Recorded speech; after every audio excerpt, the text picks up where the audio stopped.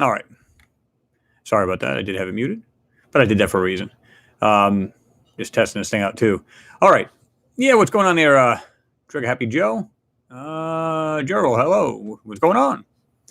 And then Dino asked, "Hi, Chris. Do you honestly believe that Venus is a hell world like NASA says, or do you reckon they are full of crapola?" Yeah, I don't think it is at all. I think it's harsh. Don't get me wrong. I just don't think it's the extreme like they're saying.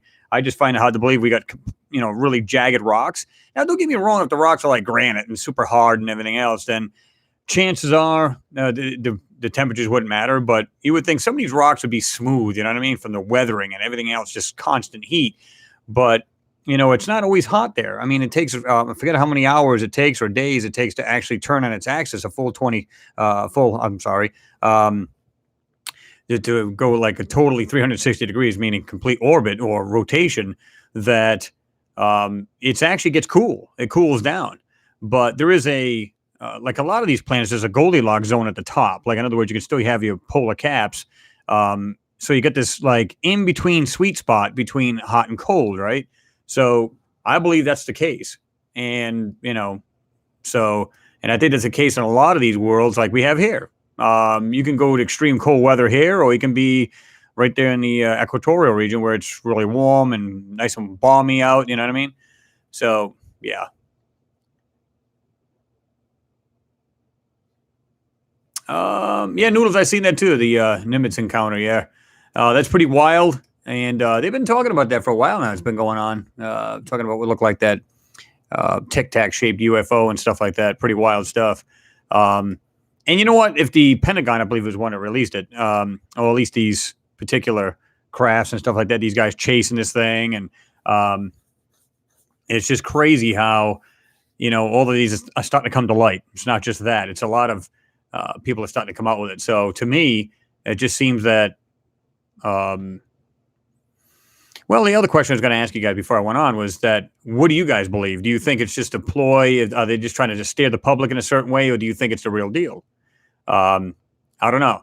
To me, it seemed like the real deal because the way the craft was acting and the way they were talking about it and stuff like that, and how they were like totally surprised at it. Like, in other words, it wasn't something they've seen before. So clearly it was, it's a UFO, unidentified. Kayak Bassman, hello, Chris. What's going on, man? Good to see you in there. Chris Bell 59, no sound. I do now, I hope. At least that's the way it looks. Looks like we're good here.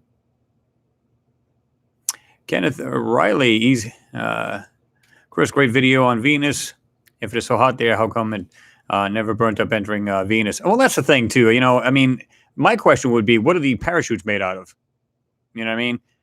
Did that not burn up during, entry of the atmosphere? First of all, it's got to hit the atmosphere. Plus, it's so dense, as they say, and it's supposed to be extremely hot. You're talking. I think they said it's like up to 800 degrees or whatever it was. And either way, I mean, it's hotter than hell.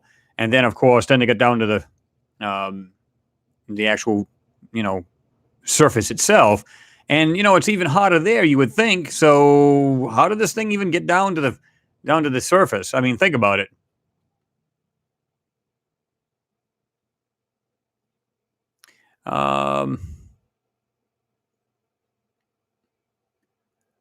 Let me see.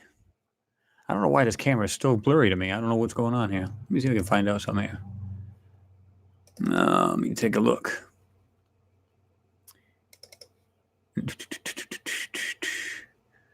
See if we can have a look at this, see what's going on here.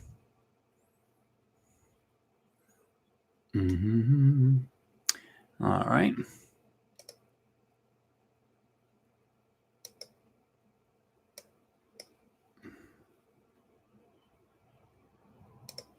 That's a wee bit better. What do you guys think? Okay, we'll get rid of that. I was just looking at this thing, man, saying this thing is awfully blurry. What is going on here? Let me see. I got to get back up to where I was. Yeah, WTF is that? Have you ever seen a UFO, Chris? If so, tell a story. Briefly, it was like a buddy of mine. We could see this tower. There was a park I'm going to guess it's probably about a mile from his house. And you can see this tower they had on top. And this tower was back in the day where they actually brought slaves in from underground. It has an underground railroad, kind of like the old coal mine carts kind of thing. And we used to play on there all the time. You know what I mean? We used to climb that thing. We used to, you could run around on the top of this thing, had a base. And one time we were just sitting there looking from his porch to that thing. We could see what looked like, red and blue lights coming off the top of this, going straight off, like angling off. We just thought, maybe it was just nothing. We'll just go check it out the next day. Again, we were there quite a bit. Well, when we got there on the grass, and it wasn't really mowed or anything like that, but the grass was probably knee high or something like that. But there was like these three triangular, like a shape, like pods, like something landed there, and there was an impression on the ground. And we just looked at each other like, what could that have possibly been? And that was like when I was like 18 years old, and so it was pretty wild. We couldn't explain it. Don't know what it was. And these things had to have been about 2-3, feet, from, so like I said, it was a complete circle. And so we were kind of like, what the hell was that? So we could only come to one conclusion, right? It was just a UFO, unidentified. So we didn't know what it was.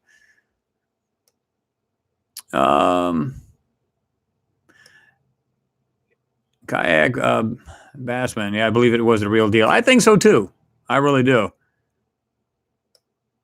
Philip Wethington. I have a hard time with what they say. I wish I could have the equipment they got. I would tell the truth. And I agree, man. I mean, I just wish they'd just come, just tell the truth and be done with it. Even if they said, like, here's a good example, like Mars. If they said tomorrow, by the way, we found what looked like, even if it said ancient structures, in other words, nothing but stone structures. Okay, it still covers their rare ends if you think about it, because, of course, people would be in shock, like, oh my God, there was other people other than us. But, they can come up with any jerky story, kind of like what they do now. Of course, they don't divulge any truth, but they can say, it looked like there was ancient people lived down there, kind of like, sort of like what we had, but they were just stone structures, and that's pretty much it. Then you go, okay, well, that's cool. You know what I mean? And then they can slowly work it out. You know what I mean? But, if you don't want to give up the idea of technology on there, or whether they were around the same technologically advanced as we are, or further, then don't. But at least give us a little something. You know what I mean? It's just like, we're finding the stuff in the pictures. Why not just come out with the truth? That's the way I look at it. Strange. William wrote, strange shapes and angles on Venus, melted or just the way the Venusians are fabricate. I don't know. To me, it's just like, we're actually seeing parts of what's in the picture itself. All right. It's kind of like in Mars. Like we can bring out certain parts of it, like angles, and looks like 90-degree angles and all kinds of things. And then you get stuff that's like manipulated, and then you only see half an object. So to me, we only see in part of the picture, so to me, it's just like, whether it be Venus or whatever planet we're looking at, again, we're only just seeing little bits and pieces of that iceberg, and that's what sucks. But I love the idea that we can try to get something out of it. You know what I mean? Some of these things are not easy either. Jad Lords, hello from Canada. Hello, what's going on? I follow you a long time now. Thank you for your videos. Well, I appreciate you watching them, man. And again, it's good to have like-minded people like myself, watching these, or have the interest that I have to just check these things out yourselves, because give yourselves a pat on the back, because a lot of you guys are really hardcore on this stuff.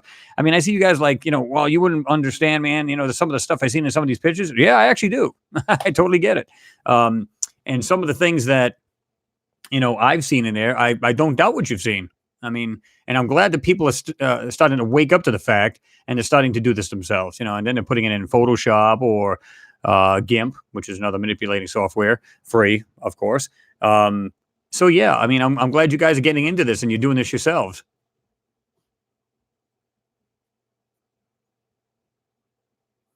Noodles put in subsurface at 400 knots. Well, see, that's what I'm saying, man.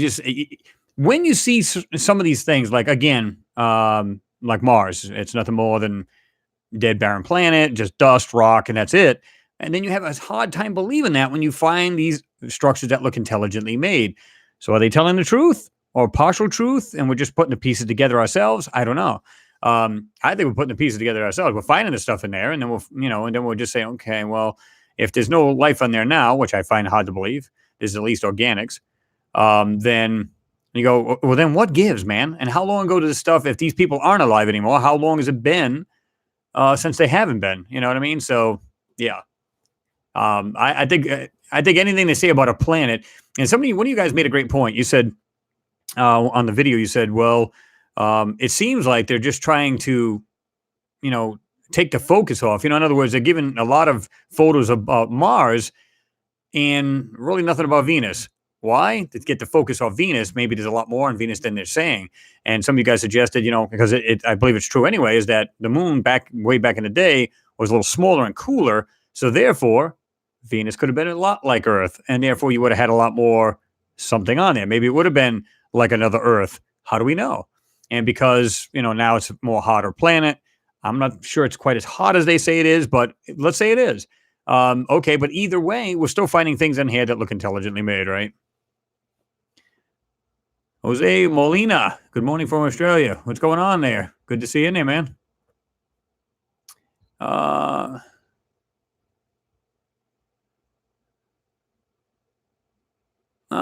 Trigger Happy Joe, going off topic a little. I don't really understand that thunder wind on Jupiter. It's basically wind, but it holds thunder with it. And what is that? Well, there's a lot of things, like I said, to be truthfully, I got to really start getting into a lot more of these other planets. Now, I do know quite a bit about them, but, when you concentrate on other ones for a while, you tend to forget about the other stuff. You got to refresh yourself. So, it's just a lot of bizarre things going on around us, I should say, that you start saying, man, there is, maybe our neighborhood is a lot more active than we think. And it's all starting to come together. You know what I mean? Again, the government start to let out a little bit of stuff here and there that with that craft, and then we're seeing the things we see in these photos. All kinds of stuff is just coming into. It's like it's all just coming into one area, man. It's just going to get to the point. Something's got to give, man. It just has to.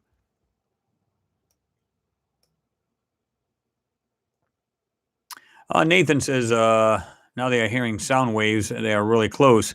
Speaking of which, have you guys? I'm sure you guys heard this, but what was it? Not so much sound, but light. Mysterious flashes of light observed on the moon's surface. Have you guys seen that? And funny enough, this is what makes me laugh. They always chalk it up to something natural. Now, I'm not saying it isn't. I'm just simply saying that they never will say, well, it's possibly, it could be, aliens or something like that. No, it's always just a natural phenomenon, no matter what. It doesn't matter. And I find that amusing because, they don't even want to admit to possibility that it could be, right? And some of these guys have been seeing like those, what was it? Those big radio bursts they've been getting. And I was watching a video. I know you guys have probably seen it too. It said something about this phenomenon or something like that has scientists basically like scratching their head because these radio bursts, not only did one like come, and they said the way they explain this thing is like, it's one thing to get like, it almost sounds like a birdie, and a birdie is like a whistle. If you're into ham radio or radio itself or scanning, if you're into scanners and stuff, you hear like this weird sound. Well, you can have this thing actually travel frequencies. So it's like, and it's just going down frequencies, and it's just progressively going up or down on these frequencies. But they didn't hear it once. They heard it twice now. So what's that tell you? So now they're scratching their head going, what is this? Now, of course, they're saying, these scientists are saying, well, it's a possibility that it could be aliens, but there's no way to vet that at this point. So, yeah, I think that's pretty goofy, man. And when I looked at the moon stuff here, I'm saying, why are they chalking up to, they're thinking it may be seismic activity. It's like, well, then if that's the case, why don't we see this all the time? Of course, it's maybe not moving all the time, right? But still, this is not the first time they've seen this. And, so now they want to actually like put just, telescopes on them particular areas and just study them, and they want to find out where it's coming from. How do we know what's going on? I mean, I think it was Bruce from Bruce Lee's All, of course, and he was showing what looks like lights, like things coming up and around and then crashing onto the ground. You see these like explosions and these lights, stuff like that. Is that the same thing we're seeing here, guys? I mean, are they connected in some way? I don't know.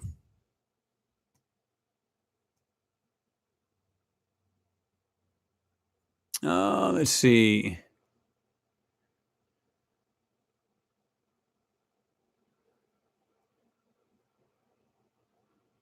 Let's see.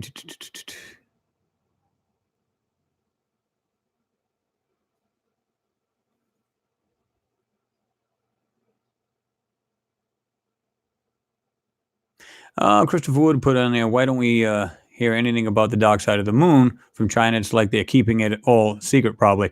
Well, that's the thing. And they did the same thing with the Chang'e 3. Now they're doing the same thing with the Chang'e 4 with the U 2 rover. And they show like a couple pictures and they disappear. And they came up with some goofy excuse last time about how the rover on the Chang'e 2, which is just a U 2 rover, saying that, oh, well, you know, something happened to it. There was technical difficulties. It couldn't close its solar panels, therefore it kind of froze. It's not functioning. And like I said, ham radio operators on the ground could actually still hear it ping. And when these things ping, and even the same things happen with the rover on Mars, all of those rovers they ping. So if they're out of reach of Earth, because they do have a direct frequency and antenna that can actually shoot to Earth. But when they're sitting still and they're not moving, like at night or something, like they'll ping. So then we know back here that, okay, they're still functioning. They're still fine. Well, the same thing, they said, well, they're not working. And then they said, oh, bull, this thing is pinging. It's definitely alive and it's well. So what they did was then all of a sudden the next day or a couple of weeks, man, I don't even think it was a week later, to be honest with you, maybe a couple of days. Yeah, well, it's working okay. So we're just going to let it continue its scientific studies or whatever. And but we're not going to show any more to the public. Imagine that, right? So that's why I think it's bogus, and I don't think it's right. And I think they're going to do the same thing here.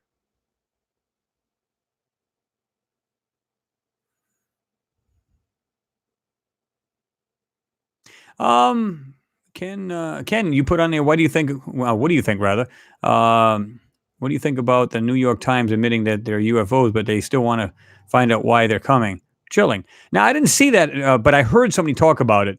I'm not really sure at all, but to me, I think they should do it. I mean, I don't know why the U.S. government's so tight-lipped about it. Because if you think about it, you go to Mexico, they don't care. They just let it out.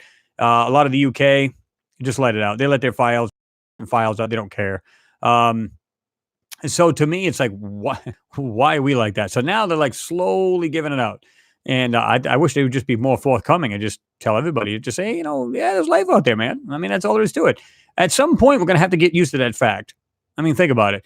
And I think maybe, not all, but I think a lot of people will say, you know what? I think that's awesome. I think I love the idea that we're part of something much larger. And I love that because now you go, we're not the only ones, and you should feel bigger inside, like, wow, that's just awesome.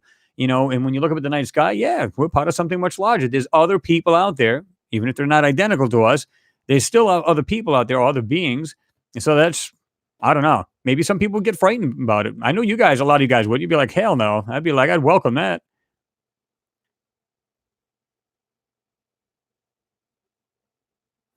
Jackie Jellies. I guess we put a 007. Man, I got to make this thing a little larger. For some reason, these words are way too darn small. Let me put it over here. There we go. It's a little bit better. Got home from work just in time to catch your stream. Well, welcome aboard, man. Glad you could make it.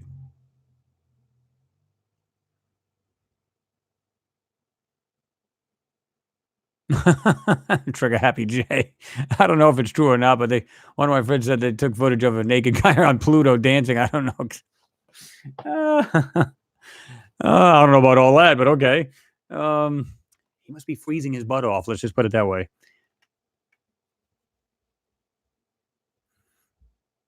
Yeah, I mean, it's true, though. You put on Jackie, you said, I saw a video about Comet 67P. There's some crazy stuff going on there. How does a comet change form 6 times? Well, the thing is, it's not so much just changing. I mean, they've got just the different angles, right? They just got it like, different top, changing it constantly. What do you guys think about, this is what I always got, I always thought about, and this is what's crazy. When you look at that comet, you always see what looks like, they describe it as outgassing. Okay. So in other words, it goes next to the sun. It causes it to heat up. And of course, steam shoots out of this thing. Okay. My question would be, how much water is in this, this comet to be constantly doing that? And how is it replenishing itself? Anybody know the answer to that? Because I'd love to know. I don't know what kind of cockamamie story they're giving the public, but to me, I'm just saying, and I always said that about, it's kind of like the moon and Enceladus, where you see these, and I don't think they're outgassing at all. You can see it, I think it was on the South Pole of it, and you guys can correct me if I'm wrong, but you can literally see, I think, and I've done a video on this, it looks like bright lights shooting out of this thing, because they don't look like just like spray. You know what I'm saying? It doesn't look like a spray. It looks like a high-powered friggin' spotlight coming out of this, and it doesn't look like outgassing at all or some kind of steam because they claim there's like an ocean type thing in the inside of Enceladus. And the same thing with this 67P. How much water can be in this in order to constantly be outgassing or outventing steam? Does anybody know the answer to that?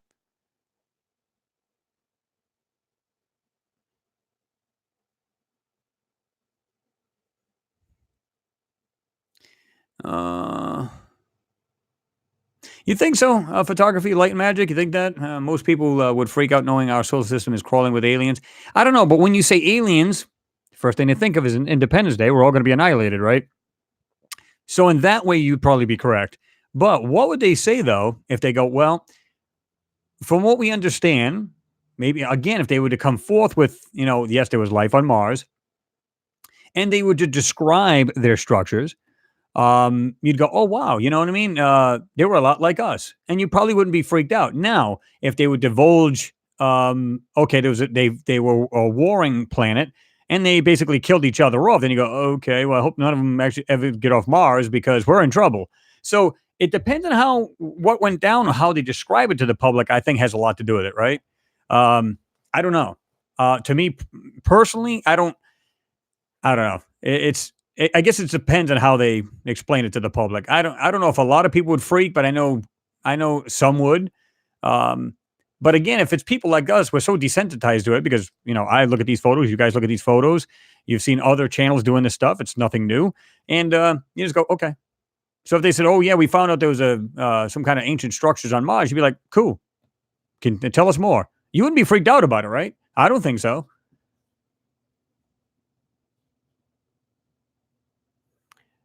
Yeah, you did. Let me see. Where'd you go? Yeah, you did, Jay. You did make me laugh. That was a good one. Uh, Ken, you put on there. What do you think about Donald Trump making a space force and that he has been very adamant in his attempt to get to Mars quick? Again, I've said this. You guys have asked this question before, and my answer is always we've had a space force. There was one, and I can't get the page. I had it on my other computer, and I got rid of everything off that thing, and I wish I hadn't done that because there was one. It talks about the military, and it's an actual site. This is not some goofy, trolling site or anything like that. It was an actual site where I don't know if it was the Marines, but it was one of the armed forces that literally had back since the I think late 70s or 80s where they actually had a space force already. So in other words, they were protecting the planet, and they didn't describe it like, keeping nukes out of the atmosphere. They described it as protecting the planet. Now, does that mean anything from, keeping an eye on space? In other words, anything hurling towards space? That could very well be. And maybe they're ready to blow it out of the sky, or not out of the sky, but out of the space before it gets to Earth, right? Is it possible that's all it is? Or is it something more? We can only just speculate, right?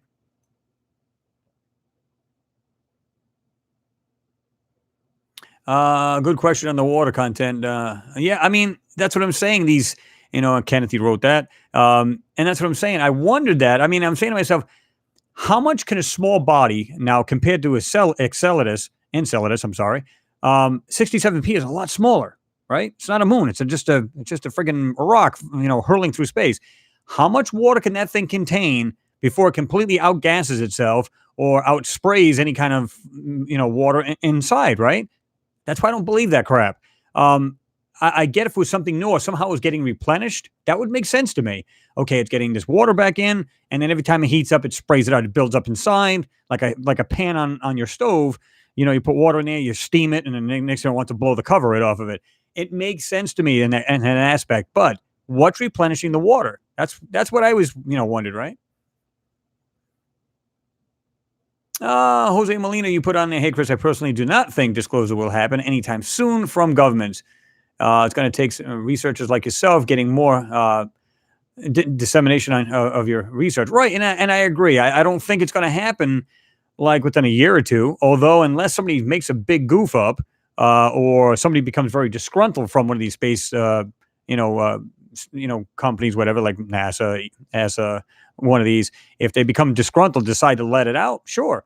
I've always said that. I said, I wish one of these guys would get in touch with me and say, man, I got something to, tell you, keep it under wraps. You know what I mean? And I would just go ahead and I would just expose it. I don't care. I think the truth needs to get out regardless of what it is. Even if they said, somebody said, oh yeah, well, if it was ever fake, man, you'd be like, you'd still go on saying it's real. No, I would not. If it was fake and they said, by the way, everything you ever see is completely fake, even, whatever it may be, I don't care what the situation, I'd blow it out of the water. You know what I mean? Because the truth needs to be known. Even if it blows my mindset away, like, oh my God, I didn't realize that. Wow, it's just, I'm like in total shock. Okay, process it and then get it out. Tell the people, man. That's all you can do. I believe the truth should get out regardless what it is.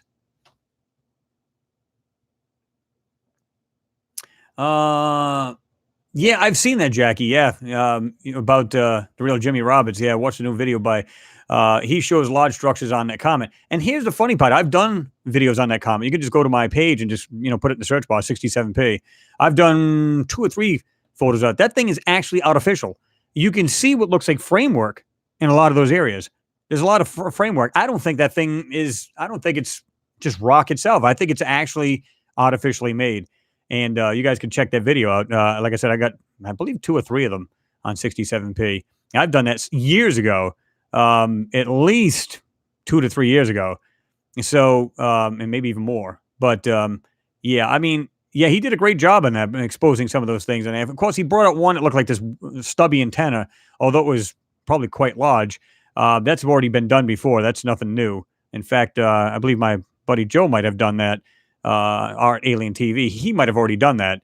It seemed to me one of my friends did it already. But regardless, he did a great job on that, and I'm glad he did, because you know what? Keep bringing this stuff out. That's what it's all about. So yeah, Rapture ready rather. Consider even if they told the truth, we are still at least 50 years behind. They will always be at least 50 years ahead of info. And you're right about that. But here's the thing, though. I've heard that before. This is like, goes back years, that they were like 40 to 50 years ahead of us then. Because, like I said in my last one, I think I said this in my last Hangout, where I said, because technology is jumping by leaps and bounds, okay, I believe it's more than that now. It could be 75 to 100 years ahead, at least technology-wise, compared to the public knowing. So I think it's much more than that. And God only knows what they've got now, man. I mean, it's hard to tell.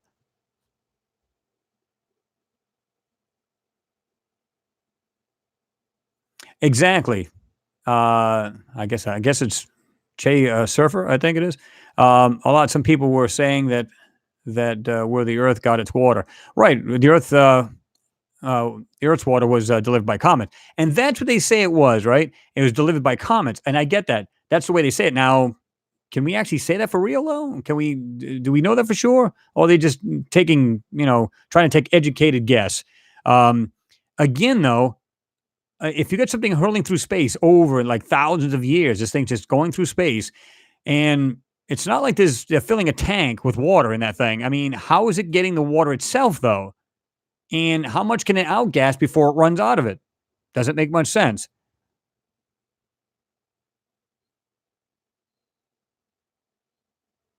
Yep, Noodles, you said, oh, wow, yep. I would say that all day for a week. Yeah, and it's, truth is truth, man. Get it out. Darla, good to see you in there. You didn't miss a whole lot. We were just talking about 67p and, what did I think about that? And the real Jimmy Roberts had just done a video on that. And he's found some structures on there. And I've been telling these guys that basically, that I believe it's a construct. I don't think it's like a natural rock going through space, because I have a problem with the idea of like this comet holding all of this water. And every time it gets closer to the sun, of course, it boils it, it heats it up, and of course, it outgasses. Well, my question would be, how much can it actually outgas to the point where it runs out of it? I mean, at some point, it has to run out of that water that's inside this. And if not, then what's refilling it? It doesn't make much sense. Oh, Trigger Happy J, you're right, man. I might call up where did it go? It just jumped up on me. Let me just go back here a little bit. I might call up Area 51 and just straight up ask them, are aliens real or not? Quit effing playing with us, guys. This ain't no game. And you're absolutely right, man. I agree with you because it makes no sense, man. It's just like, just come out with the truth. I think it's the only way to go. William, I believe you're right, man. And some people it would, disclosure would disrupt some people's comfort zone. Well, yeah, because of the people who just, like I said, I work. I know you, just about all you guys work, right? So you come home. To me, this is what I do. I get up in the morning, you do your thing, you eat something, you go to work, at the end of the day, you come out. Most people will come home and they'll sit down and they'll watch their sitcoms. I don't do that. Now, I'm not saying they're wrong for doing that. I'm just saying my nose is in the computers here and I'm sitting there watching I'm looking at photos, up to date space news, so on and so forth. I want to think outside the box. I want to know what's going on around us, literally, outside our planet and inside, of course, because there's a lot of great space news, things we're, inventing, things that we're making much better, improving, so on and so forth, right? So, yeah. Mrs. Sparkle baked. Look up at any clear nights. UFOs are everywhere. I was always told that they were satellites. They are not satellites. They are in our atmosphere, in our sky. Take a photo and zoom in. And you're right, absolutely. I mean, I've done that. We go just lay in the grass, man. And if you don't have any kind of light pollution, meaning street lights, things of that sort, just look up. You'll see these things just traversing in different directions. So it's not just satellites. There's all kinds of things. Of course, you've got planes and stuff like that. Of course, you can see their strobes on their wings and stuff like that. So they're planes, right? But you can see things way up there in the clear night just move in different directions, every different direction you can think of, man. It's not just satellites. It's not just our crafts. There's much more out there. Brian Norton, what's going on, man? Good to see you in there. What's up, Chris? Just got here. Welcome aboard.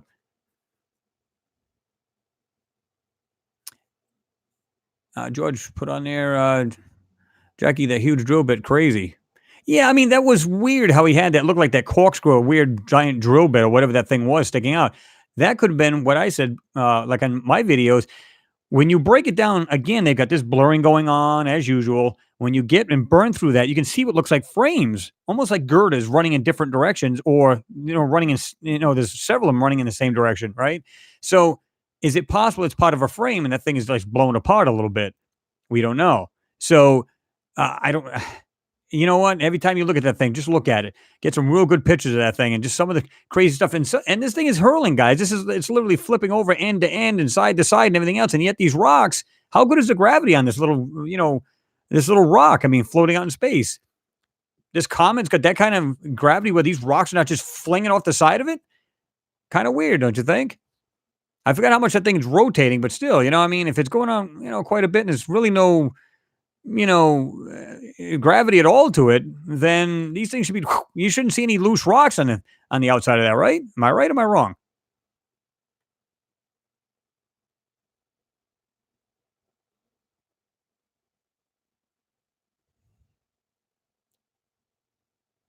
American Rebel, what's going on, man? Good to see you in there.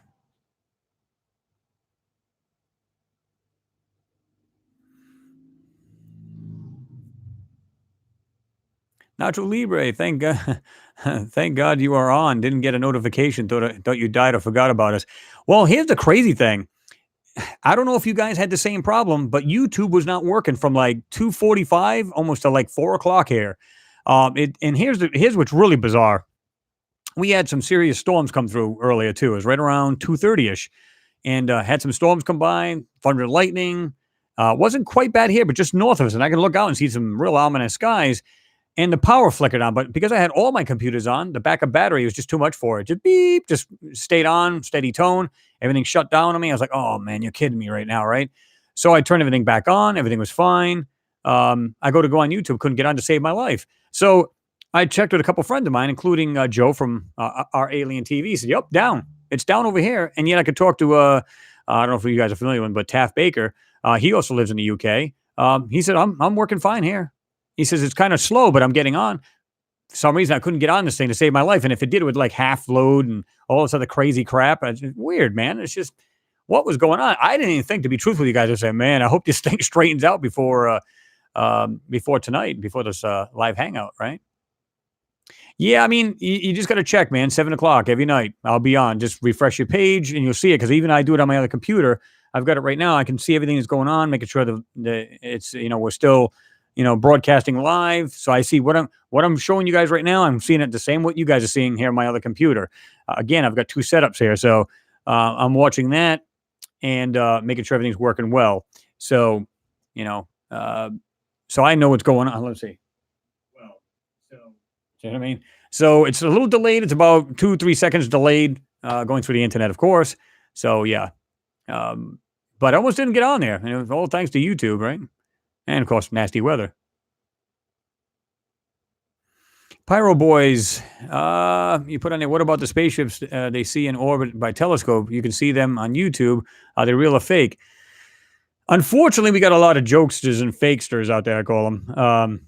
Some of them are just BS, and now some of them catch the real deal, and that's the problem. You got to say, well, what's the real one here? What's the fake one? You can usually tell when some of them are real because you don't see, you know what I mean? You don't see like the background's completely grainy, but yet you see this perfectly smooth and looks so much better than the actual background, right? It looks like it's pristine and not grainy. And you go, oh, come on. This guy's just so full of it. And that's what you got to be careful. These people that are playing jokes on people, you just got to, they make this stuff up. It's all about the views. And to me, it's just like, listen, if I can't show it real, I don't want to even be on this. That's all there is to it, and, some people make a living on doing that crap. I can't do it. But I believe a lot of that stuff, Pyro Boys. I believe they are. And again, if you're just relaxing, just chilling on maybe the hood of your car or on the grass, just looking up, man, just look at the crazy thing. You don't even need a telescope to see these things flying by on a clear night. You can just see them things whipping by, and just some of them may be space rocks, little asteroids, little meteors, whatever, just going by. But of course, they'd be quite large if you can see them. But the point is, it's like there's all kinds of things flying around Earth, and maybe that's why we don't see a lot of photos from Earth, like from satellites to Earth. Yeah, maybe that's why you don't see that.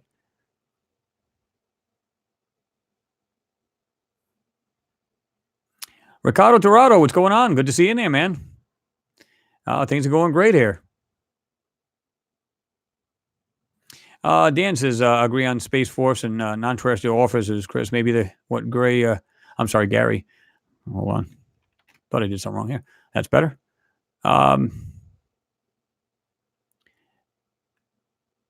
Yeah, when you said, Chris, maybe what Gary McKinnon found in U.S. US tried to bring him, the U.S. tried to bring him here from the UK. Yeah, I mean, I wish I've talked to him before. I've talked to Gary. In fact, we had a group hangout with UFA, United Federation of Anomaly Hunters, I call us. But basically what it is.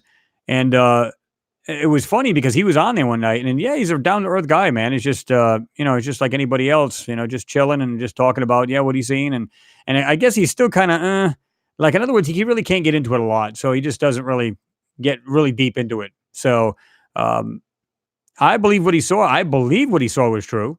And he does talk about, how there was, off-world officers and stuff like that. And, crazy stuff like that. So yeah, it was like a list of them. It said off-Earth officers and stuff like that.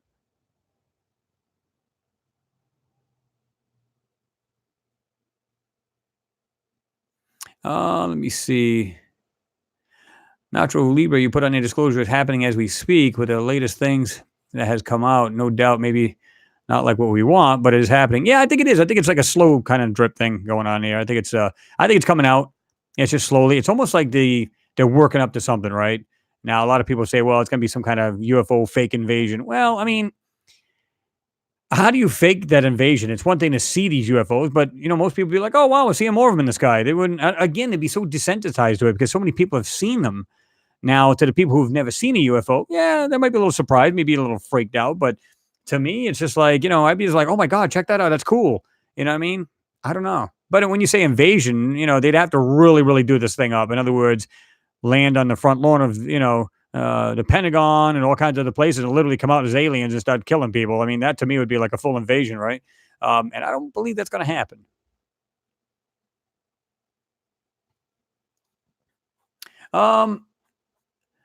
Satsuki Buns, like, hey, good to see you in there, man. Have you spoken to Bruce about the V-shaped structures in your previous two videos?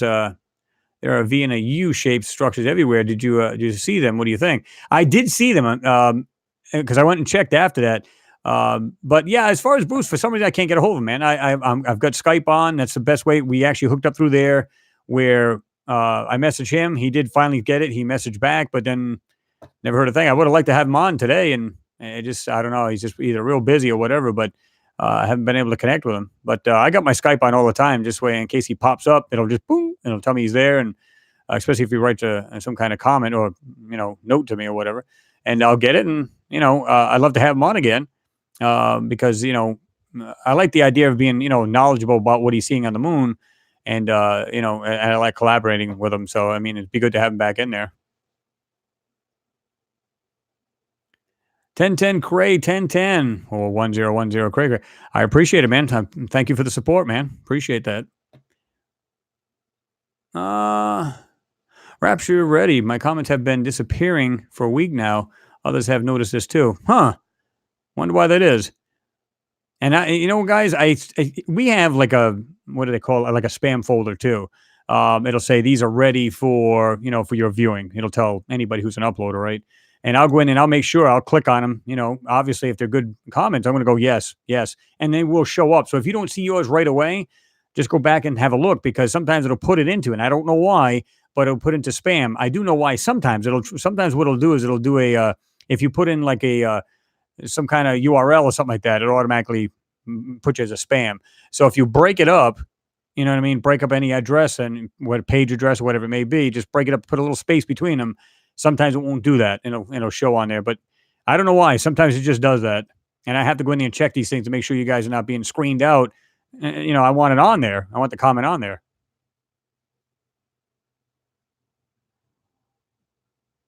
Dan Gillespie, any ideas about the theory of the moon not a natural object?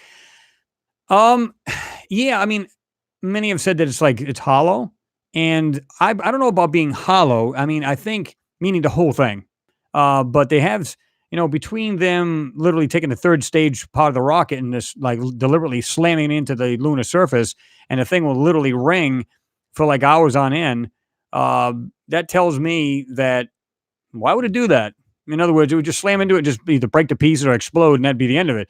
But no, that's why they brought it. This is the reason why I think they brought up the seismometers and stuff like that purposely, just so they can do that and just get and just say, let's just have a listen and see what happens because we're really curious about the way this thing sounds.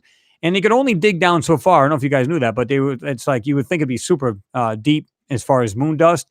And they say sometimes it's not even that deep. And they found metals on there and really, really hard steel. So, and of course, these things are coming out. You can see what looks like UFOs coming out of some of these comments. I'm sorry, I'm thinking comments because I'm just looking at this other comet up here. But there's a comet and comments. But anyway, when you see them come out of the craters, you literally see these things come out. Now, is it possible it's all lava tubes and that these things made or like a base inside there? Is it possible that there's caverns just like we have here on Earth, right? That's why they think a lot of aliens may be inside Earth and we just don't know about it. Why? Because we haven't traveled into these giant caverns, only so far in, and that was it. Some of them are underwater. You got to go really deep underwater and then come back up into these caverns. And of course, there's air pockets and you can live in there. So God knows what the hell's even there. But I don't know. I think it's natural, but it's being used as as home to other beings. Let's just put it that way. It's hard to tell, though. I'm not going to say no to any of it because I don't know. Rennie von Oosterhout. Okay, you put on there Dr. Grizz. Dr. Grizz says that there is no dangerous aliens and recently heard that we have 2025 bases, 2025, I think you're putting on there, bases on the moon, and that we are on Mars around, okay, you're saying that we're going to be in 2025, okay, and then be on Mars at 2027. We were already on Mars before. A lot of people say that now. I think that's a good possibility, although I can't vet that. So, but, it wouldn't surprise me if we were. I mean, again, before we even went to the moon, back in the late 50s, even early 60s, we were already sending probes everywhere. So it's almost like, it's like they send an unmanned spacecraft, right? Okay, it didn't blow the pieces all the way to Mars. Okay, so we get that part down. So in other words, we get the material to build these things. It didn't break apart going to Mars or Venus or any of that sort. Okay, we got that down. So we can build a spacecraft, the right combination of steel, whatever it may be, we can get there. Okay, so what would we do for any kind of radiation? Well, we can line it with like a lead or whatever. So once it gets out into space, it's not going to weigh anything, right? It's no weight. So just put it on its trajectory, send it to where we got to put it. It lands. We got people there. I mean, I don't think it's really that complicated to believe that they could do that. So I haven't seen proof that they're there, but it wouldn't surprise me if they were. I don't know.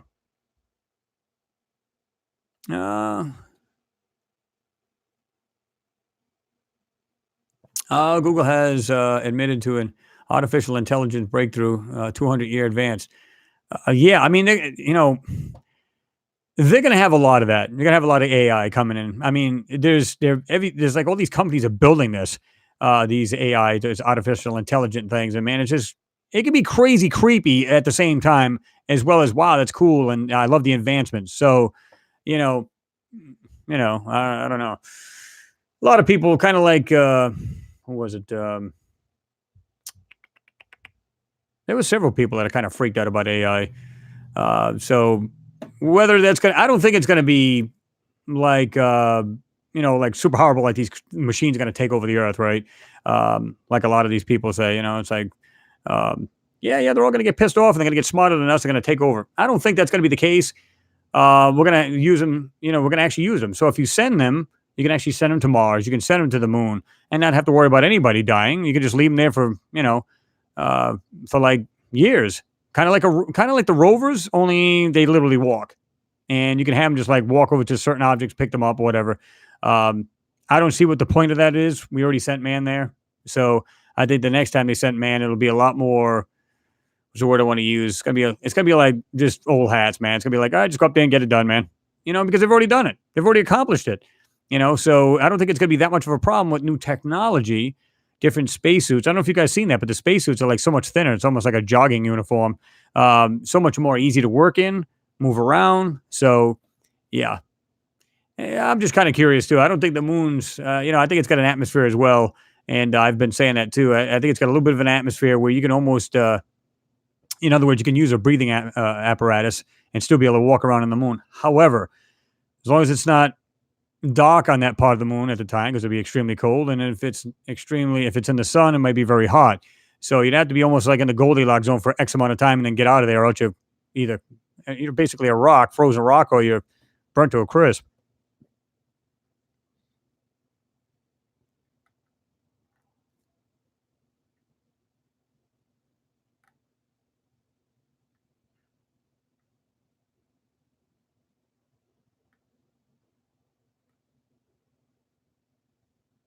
And this thing jumped way up, man. You guys are like boom all over this.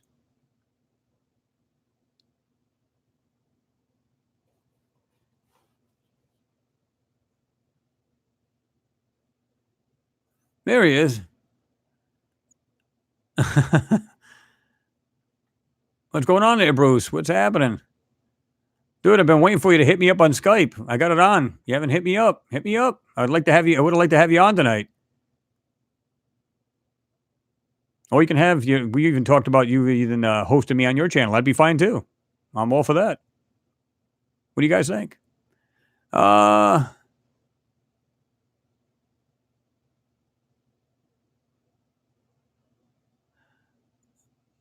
let's see. I guess Infowars. I guess haters gonna hate. Yeah, you're gonna have that no matter what, right, guys? Like I said, you could be the best person on the planet and still haters gonna hate. There's no, shortage of those. Cannon says, Bruce, keep up the good work, pal. Absolutely, keep up the good work.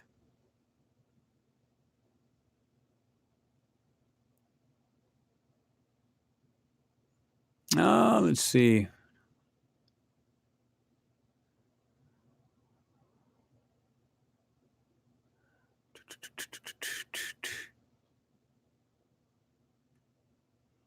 Who can't see the video? Bruce, you said me either. Joe Blow cannot see a video. I know mine's definitely working.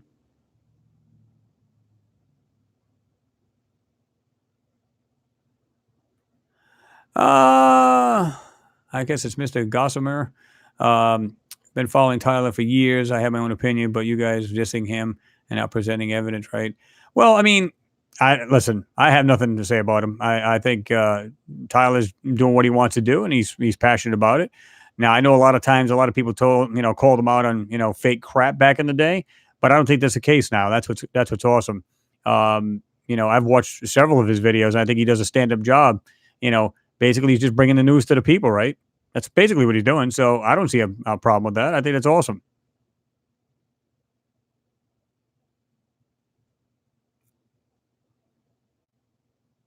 Like I said, Bruce, when you get a chance, hit me up on Skype. Like I said, I got it on there, and send me a message and stuff like that. Maybe we can chat after this. Let's see.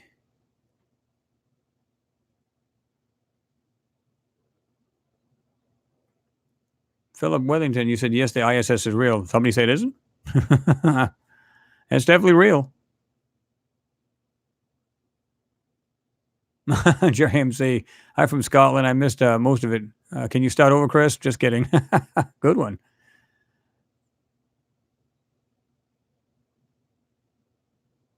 Um, Roadwalker. Yeah, he's definitely got he's got a lot bigger. I think it's a 14-inch telescope now. Yeah, check out his channel. Um, he said he's watched a video of yours long ago about raising money for a better telescope. Any news about it? Yeah, he's definitely got a better one now. A lot bigger than he had. Check it out. Check out his channel, Roadwalker. I think you'll like it. He's got a lot of good stuff in there. A lot of good content. Kenneth Riley says they have been on Mars for years. That's my thinking too. I mean, again, there's no way to vet that and say yes for sure, but yeah, I believe they have. Daniel Webster, I don't know. I have a problem with them now making an effort to go back to the moon and stay there. I'm starting to wonder if all of the stories that believe were true. Otherwise, Why would they go? Um, hmm.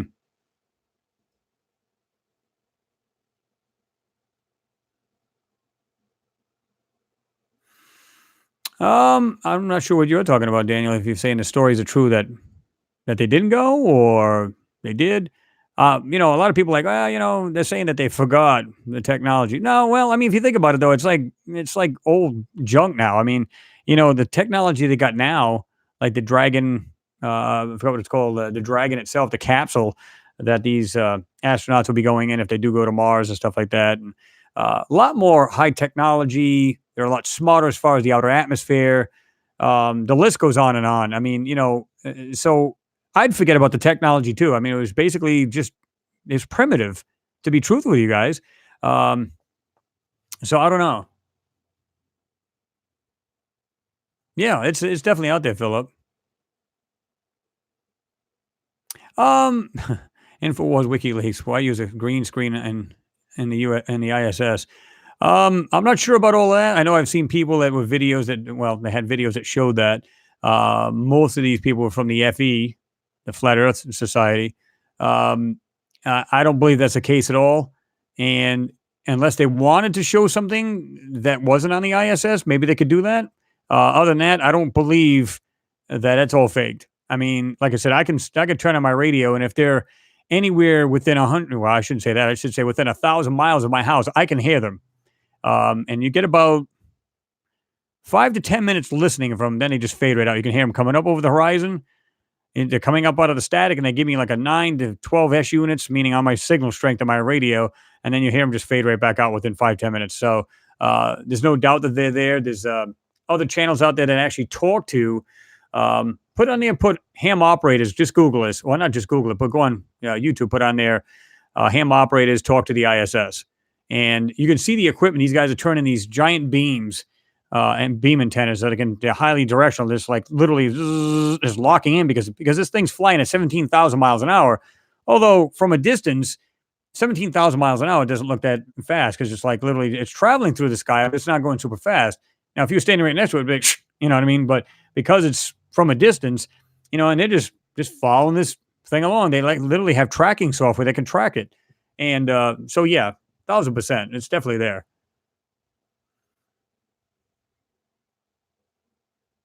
To me, it's just like, a lot of people, claim it's not there, and it's absolutely there. I mean, come on now. Let's fund the GoPro contraption to Mars. That would be interesting, William. That would be awesome. If we could do that, I'd do that tomorrow.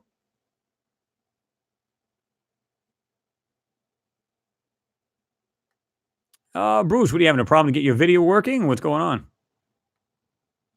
Or are you talking about me? You not seen a video on me? Yes. Yep. I think that was actually one of the names I was looking for there, Mr. Gossamer. Elon Musk. He's one of the guys that's really against AI. You know, as much as the technology he's rolling out, there's a lot of, you could put out a lot of, security for that. In other words, they won't, be like Skynet and take over the whole planet. So they could literally, put that in place for safety reasons. So, that's a no-no if you try to screw with man. So, and again, they put all of this fear mongering into us through these videos, whether it be Independence Day, I, Robot, all of these movies, and everybody thinks, oh my God. So they're in fear of all that's out there. And it's like, I don't believe that's the case. You know, I'm not saying nothing can go wrong. I'm just saying, but I think they put this in people's ears and right off the bat, oh, I don't want to see that happen, or I don't want to do that. I don't want to, whatever. It's crazy.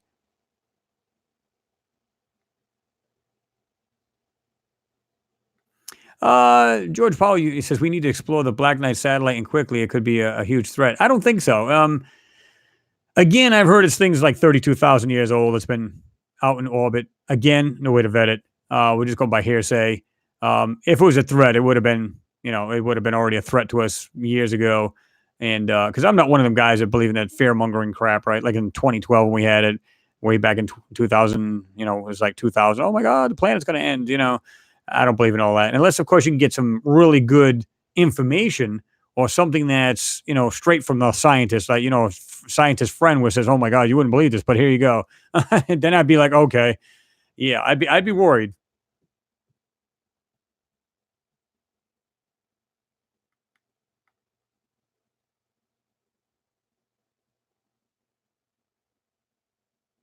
Michael Stock, what's up, Chris? What's going on, Michael? Good to see you in there. Great video on Venus. By further adjusting the image, an entire set of structures, buildings are visible on the face of the mountain. They are. If you actually can darken that up a little bit and enhance that, you will see some of that stuff. I agree with you, Rapture Ready. I agree with you, man. These people are just, they're out there. Maybe we can send them all to Venus. Uh,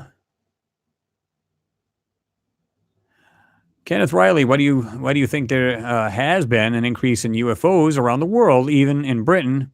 You are hearing more about UFOs. Well, a lot of people chalk it up as a lot more people are looking towards the skies, right? And they're also because they all got phones now. Whether the people are starting to get more like the Nikon P900, the P1000. People are starting to look up at the skies more. There's starting a lot more technology. Like I said, just phones alone, good, decent, be able to take decent photos and everything else. Absolutely. And this is the reason why they're chalking up as that, because everybody's got a phone now. But I don't know. They claim that they've been doing that for years. What do you guys think? I think there's been more and more, and I think some of it may be ours, some of our own crafts, because a lot of people are saying, well, we're actually cloning these craft that we've recovered. So in other words, they start off as alien, but we're literally cloning these things.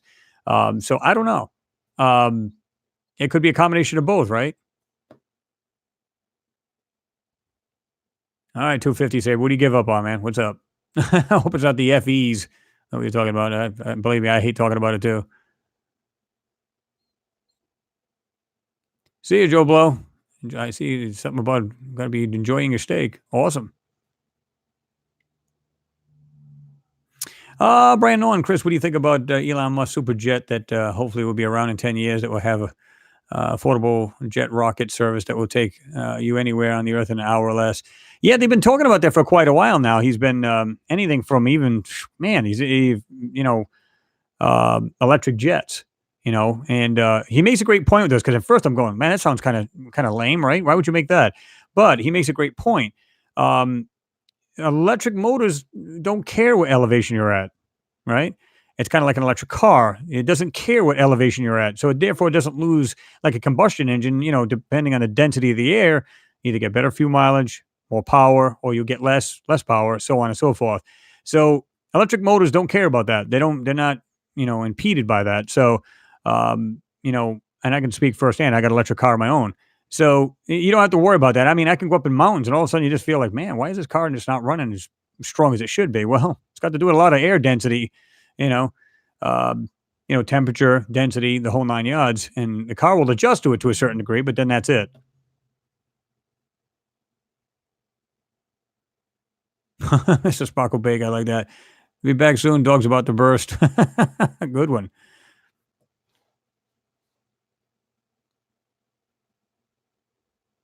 Let's see. Well, Kenny, I believe you're right. Musk is NASA's lacking out. Yeah, and basically he's working with them.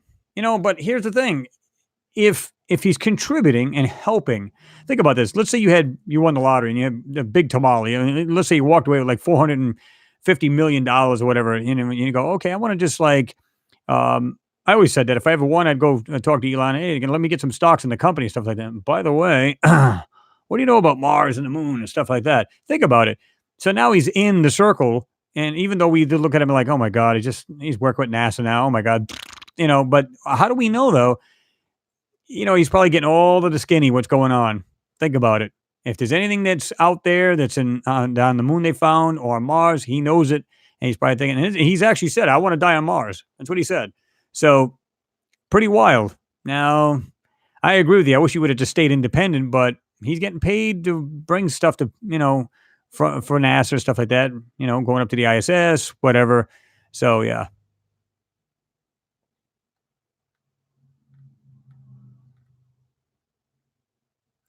Pete's Vlogs. Hey, Chris, I'm a big fan. I'm a fan. I appreciate that, man. I'm glad you're here. Yeah, rapture ready. I'm the same way. Let's not get into all that, religious stuff. It always sparks arguments. I don't get into it. Whether it's politics or religion, I just don't get into it. It's not worth it. Because and it's not that I don't. It's not like I don't respect people's opinions. Of course I do, but it just seems like it starts off nice and then it gets heated. You know what I mean? Next thing you know, people are all at each other's throats, and I don't. I hate to see people in that kind of arguments and stuff. You're right. Photograph light and magic. I think if aliens wanted to harm us or wanted to do harm to us, they would have done it by now. Not all species are like us. And you're right. Absolutely hit the nail right on the head. I mean, again, I've always said that. Like again, if we believe the Big Bang, and the only reason why I say if we believe it, because there's plenty of proof to show that, red drift and everything else, everything's still expanding, so on and so forth. And I've said, what about the first planets on the outer edge? Because clearly it had to come from there, from the center, and go outward. So wouldn't the most outward ones be the most ancient ones that were, of course they got stars, maybe they got binary stars, suns, and maybe they had life long before us. We're like the newer kids on the block. So therefore, those are the ones that are visiting us. And you may say, well, you can't because this would take millions and millions of years to get here. If we think in our technology, yes, I would agree. And they would never make it here in our lifetimes, but not if you got the right technology. You know what I mean? So I think if they're anywhere, if there's life anywhere, we'll have like, if there's in our solar system, there was some of the youngest life, and the planets that are way out in the outer edge where they started first and went outward, those are the ones that are going to be older civilization. And those may be the ones we're seeing or getting these radio bursts from, right? Hard to tell.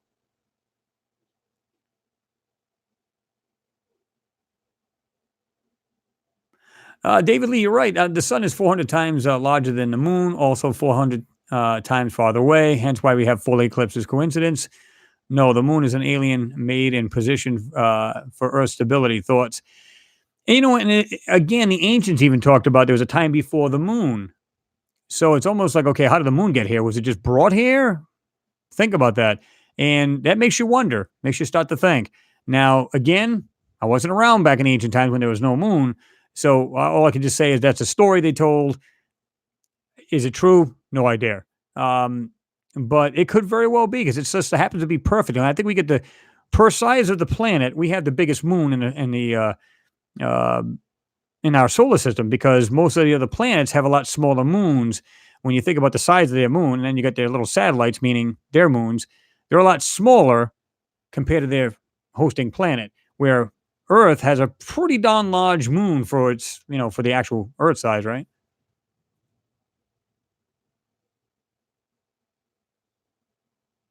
Well, Brian Norton, that's what I heard. I'm saying I'm not coming up with that number. That's what I heard. How the heck do they figure out the Black Knight is 32,000 years old? And that's what I'm saying. And it's just like, that's why I don't believe that crap. I just go, okay, if it was out there, how do we know? I mean, it could have been out maybe 1,000 years ago. You know what I mean? And again, I've done videos on the Black Knight. I believe that's a real deal. I believe it actually is there. They try to chalk it up as a one of those thermal blankets from the one of our spacecraft, but when you stop and look at that thing from a distance and how big it is, no. And it actually has structure to it. It's actually thick. It's not just a blanket laying there. Although they do have photos of this thing floating out in space, this blanket, and it kind of looks like the Black Knight. You kind of go, okay, is it that or not? But then when you analyze these photos of the Black Knight, you go, no, that's not the same object we're looking at here. There's no way. What about the nuclear signature in Mars atmosphere? Is it proof of a alienware or intelligent signature? Well, that's what they say. I mean, I think it was Dr. John Brandenburg who stated that there was there's still some radioactive isotope still in that area where they had two large explosions in the atmosphere, and it can only be through either warring, like, from wars. Is it possible? And again, we're going to go on a like sci-fi trip here, but is it possible that when they had their civilization there, did they have like nuclear power plants as well? Exploded, boom, there you go. I don't know, but it is there, and it's been sniffed out through the atmosphere from the MRO. They literally sent the Mars Reconnaissance Orbit into the lower atmosphere, and it could smell it too. It can sniff that, so it can pick up the the radiation traces of it. And the Curiosity rover was the same way. So they found it. And again, it was right next to the face of Cydonia, in the Cydonia region, as well as another area. And I always forget this other part, but it's more just slightly south and east of the Cydonia area. The largest one was right over the Cydonia region, and the smaller one was right over the other region. And again, funny enough, most of our landers and rovers are just south of that. So makes you wonder, what are you guys doing there again? Simply looking for rocks and maybe, yeah, okay. We'll go with that. We'll just use that story. Pete's Vlogs, appreciate your support, man. That's awesome. Let's see. I'm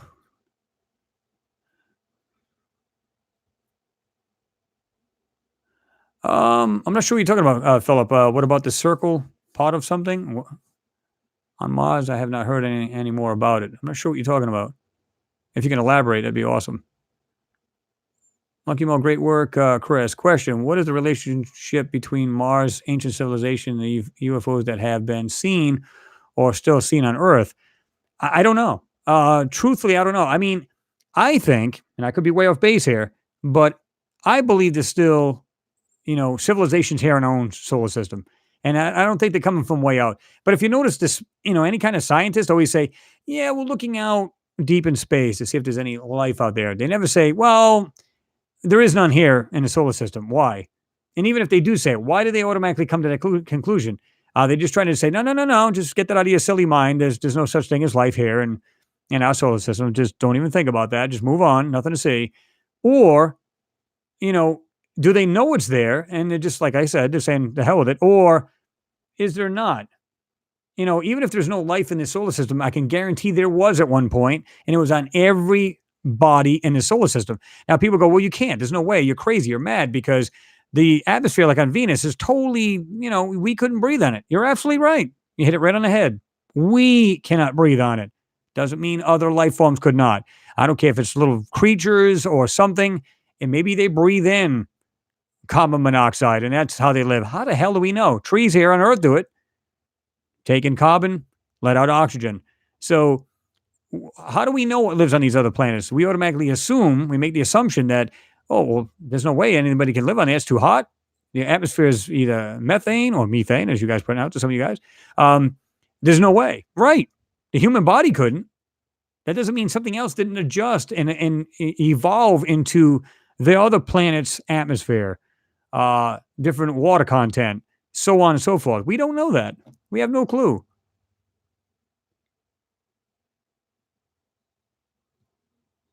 Right, Terry Morris, you're right. Why is NASA only now saying that there was lakes of I'm sorry, of water all over Mars? Surely they knew this for many, many years. And you're absolutely right. Right from the lander, and the landers they had back in '75, they knew all of this crap back then. They even took a little bit of a sample of the dirt. And I don't know if you guys remember when they took that first scoop, there was actually frost underneath the ground, and it wasn't more than 2, 3 inches under the soil that it literally they saw it, and of course, because they exposed it, it melted. So, yeah, they knew this for a long time now. Now, the Viking landers seen this in '75, '76. They also had the orbiters as well, took photos. They knew exactly what's on this planet way back in the day. In fact, even further than that, because again, I said, goes back into the late '50s, early '60s. You guys can look this stuff up, research it. There was a lot of failed attempts to go to Mars. The Soviet Union failed many a times. We failed a couple times. Other countries have tried to go there, failed. Finally, we got there. So again, okay, now we know what it takes to get a spacecraft to Mars.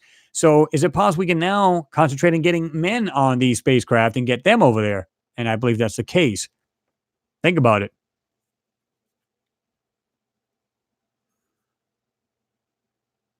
Hit that blue button. Hit that blue button and hit that thumbs up, guys. Appreciate it. You guys know that. Jose Molina, do you think the destructions on Venus are human or alien? I'm going to say alien. The only reason why I'm saying that is because, again, the atmosphere is much more harsher or something way different than we're used to breathing. Um, is it possible we can make a base in there? But what for, if you think about it? Because there's other planets you can actually, it's much closer to, it's kind of like the moon of Titan. It's a lot like Earth and it has large bodies of water on it. This is the reason why they're so, you know what I mean? They're wanting to go there and send, uh, you know, landers and probes and everything else to Titan because of that. Now, what do you guys think? I mean, would you spend the money and the time to go to a planet that's super harsh like that, or would you rather go to like Mars, where I believe you can use a simple breathing apparatus and you can walk around on Mars? I mean, they've even said this just recently. They said it can get up to like around the average of 80 degrees. And of course, it can plummet super cold as well, down to like 195 degrees at night. Now, if it's anything like Earth, only atmosphere compared to like a clouds. Like in the wintertime, you get cloud cover, it holds in any kind of radiation or heating. Now on Mars, if you have no atmosphere at all, you're going to lose all that heat, but you'll also get a lot of it during the day. So it can work both ways in two extremes. Well, you only come out when it's warm out. Go back underground when it's cold out, or go back into a building. We do this in the harshest. We go to Antarctica, and look at that. I mean, they live in structures and it gets extremely windy, like 300 mile per hour winds, super cold. I mean, you name it, but yet we live and flourish in there, can do it. um, why not? You're right, Kenneth Riley. Yeah, I think a lot more countries should be like Mexico and be truthful about what's happening. And absolutely right. So I'm saying they see like things out in the sky and they go, yeah, this is what we found. They have no problem just saying, what's the big deal? It's in the sky. Everybody's seeing it. Why not just broadcast it? It's not a big deal. But, for some reason, we're like, shh, don't say nothing to the people. Just keep them dumbed down. Shh. People are not stupid, government. Wise up. Um, Photograph light and magic. The amount of alien craft might suggest and very good pilots, or they're just being shot down. And that may be more the case. It's not so much about the piloting, but being shot down. Here's the thing. I don't know if you guys seen this, but the government has, or the military has come up with like a radiation like weapon where, it looks like a flat dish and it was on a vehicle. I don't know if it was on a Humvee or what it was, but they literally pointed at a couple people and they said, we're just going to flip this on for like a microsecond and we want you to see it. Or they put it on for like a second. And these people were standing probably about, I'm going to guess, 80 feet away. And as soon as they turned it on, they literally all keeled over and they're saying, what did it feel like? It said, literally my insides were burning. It's almost like they stuck them in a microwave. So how do we know we can't use something that large and shoot at a spacecraft and disrupt their electronics and boom, down they go? How do we know? We don't have to launch a missile, and then, attract attention. Radio waves are radio waves. Nobody could see those. Think about it. That's how that shit's going to be done. EMPs, if we go to war with each other, or if we're knocking these things out of the skies, that's how they're doing it. Not with warheads and stuff like that.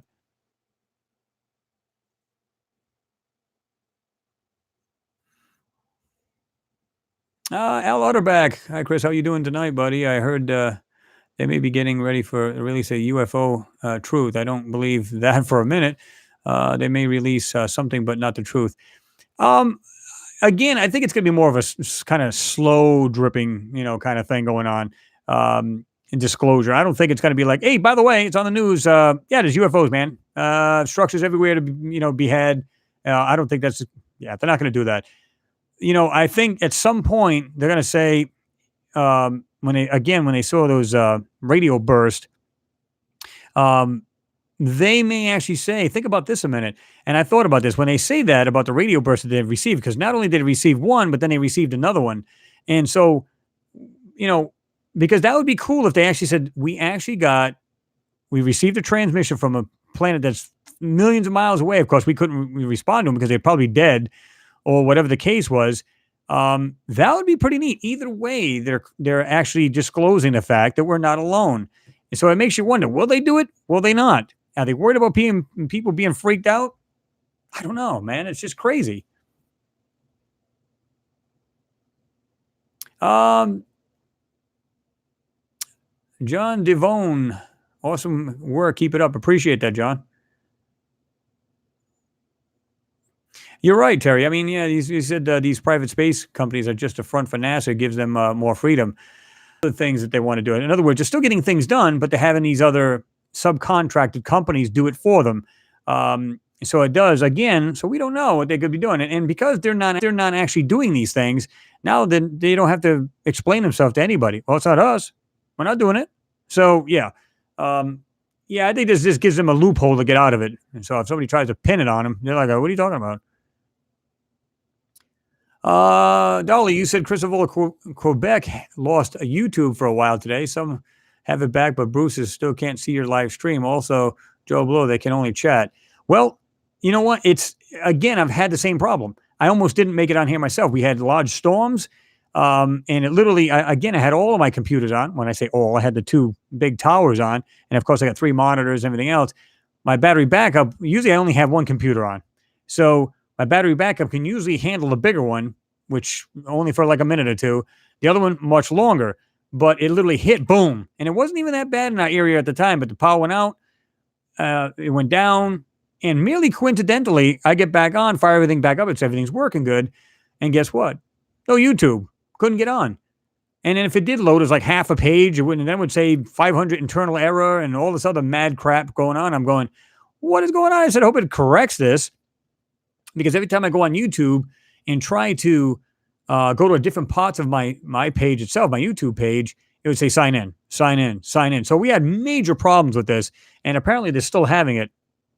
I was actually happy we could get on tonight. So yeah, that was kind of a pain, and I'm not surprised. I don't know what the problem is with the outage, but I don't know if they're just doing updates to the actual servers, and this is the reason why they went down. I know some people have told me it's happened, for 2-3 hours last time it happened. So I guess we were fortunate it happened earlier, right? Another possible reason, reporting and discussing UFO sightings seem to have become more accepted over the years. Sorry, I typed slow. No, you're fine, Kenneth. Here's the thing, and you're right. I mean, because like you said, back in the day, when they did these, they used to have these radio talk shows saying, oh, we're being invaded and everything else. Nobody was used to that. They weren't desensitized to it. So it freaked people up. But nowadays, what do you think? I think everybody can go, like I said, if you've seen a UFO and they've seen them in California, the big the V-shape rather, you've got these individual ones floating around, just kind of doing this. They had one in New York not too long ago. They're like literally dancing around, disappearing, coming back. Some people say it was like Chinese lanterns. Okay, I get the idea of if it's a lantern, I get that, and it makes sense to me. But it just disappears. But guess what? It shows up somewhere else. So I don't know about you, but last time I heard, Chinese candles were literally that's what they were, candles. And once they got blown out, that was it. That was the end of them. So yeah, that's possible, Randy. That's a very good possibility. It got hacked. Stephen Early, appreciate the contribution, man. Do you think aliens are all around us in space? What's on the moon and Mars can it be connected? I think it can be, because again, you know, they're literally looking at our civilization, right? I think they're just keeping an eye on us. They just don't want to just like, it's kind of like Star Trek, like I said before, where they have this, that it says basically do not mess with any civilizations, you know, basically let them evolve, let them do their own thing, let them go at their own pace, so on and so forth. Their prime directive was just basically don't screw around with don't try to redirect, a civilization where they're going. Let them do their own thing.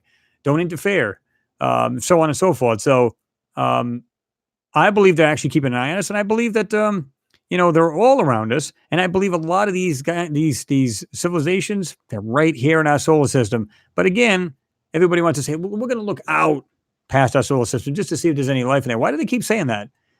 Do they know for a fact there's nothing here around? Because they have sent probes to every planet, right? Or they're just full of it and they're just trying to get you off the idea that there may be something here in the solar system. I don't know. It could go either way, right?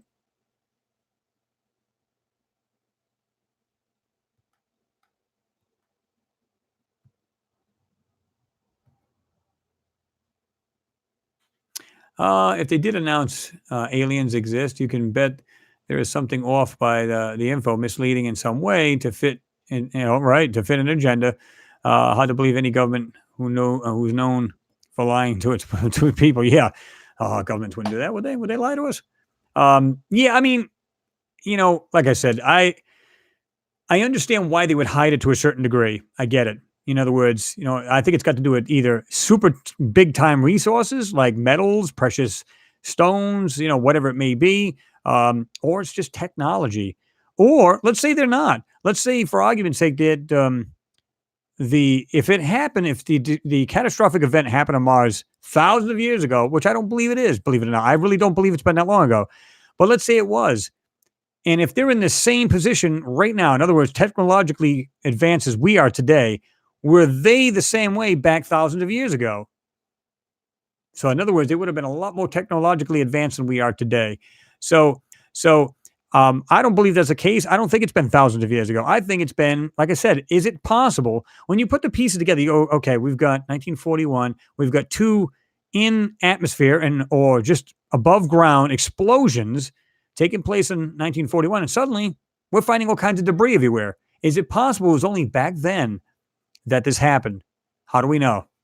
You know what I mean? I think that's a good possibility. I'm not saying that. I can't say with any, obviously it's only pure speculation, but you can almost like put the pieces together because if there's still rain on Mars and there's still wind like they say there is, you would think none of these objects would be there. In other words, it would have been worn away, rusted, gone, whatever the case is, unless of course they make everything out of aluminum, which is a good possibility, right? I don't know. What do you guys think about that? Bob Wire. Hello, folks, and Chris. Good day. What's going on, man? Good to see you in there, Bob. Exactly. Rapture ready. We'll call you R&R. Only way they could is if they admitted to lying about it for decades. Right. And that's the thing. Do they want to like go, well, yeah, we've been full of it for X amount of years. You know what I mean? Will they do that? Will they take that plunge? Unless they come up with some cockamamie idea. This is the reason why we decided to not tell anybody. It was this for this reason. I don't know what the reason would be, but maybe they're just saying, and maybe they'll say, well, we didn't think the population was ready for this kind of info, so therefore now we're now releasing it. And I'd be okay with that. You guys, I'm sure you guys would be all right with that, right? Like, good, finally, just let it out. People can handle it. And if they can't, I'm sure they'll get acclimated to the idea of it. I'm sure of it.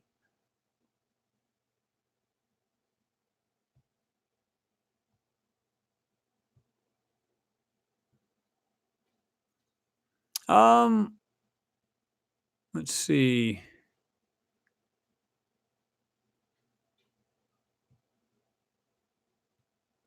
Rachel Anderson, please read my paragraph. I'm sorry, but I'm going to post it some more until you get your attention. I think it's important. Um, okay, let's go down here. Oh, just jumped over. Hold on. I'll get it back. Here we go.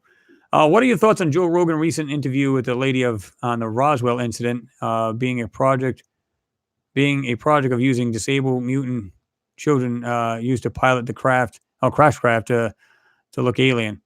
I don't know. Somebody told me about that. I haven't seen it, so I really can't say much about it. I'll have to check it out. If you get the link to it, go ahead and drop it down, Rachel. We'll have a look at it, and I'll give it to everybody else. They can have a look too. Seems a little weird to me that they would do that. I don't know why. Maybe they're just trying to make it look. Oh, again, it's all hoaxy. Sorry. I mean, think about that a minute. I mean, they can easily do that. Just to say, yeah, it was just a hoax, guys. There was no such thing as you know, Roswell, nothing like that. First it was weather balloons, then it was this, then you know what I mean? They're always trying to throw people off the track. You get everybody's like sniffing big time, like, we got this, we're on them now, and then all of a sudden, oh no, it was nothing. It was just crap. I mean, come on now. Every time you turn around, they're trying to throw something new in the mix just to get you off, the beaten path.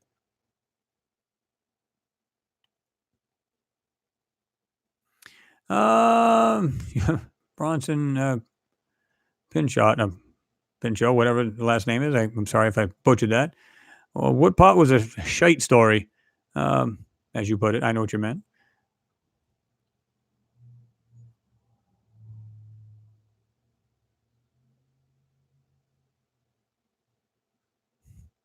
Let's see.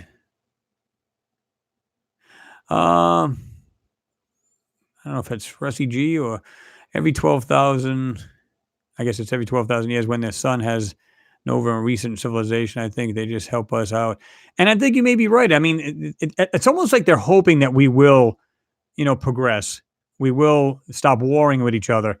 And so they're going, man, I wish these people get their crap together so we can say, hey, you know what? You guys are now ready. What do you think about the whole universe now as your backyard as opposed to just living in this ball you live on? We weren't going to accept you until you pulled your head from your rear ends and realized that you're a human race, and you now a collective, and accepting each other as who they are.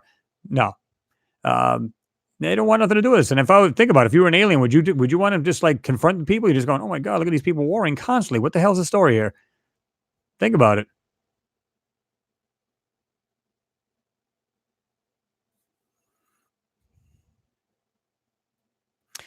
Kathleen, yeah, Kathleen, you're right. They leave us alone because the human race is immature, destructive, and greedy, waiting for us to grow up. Exactly right. Exactly right.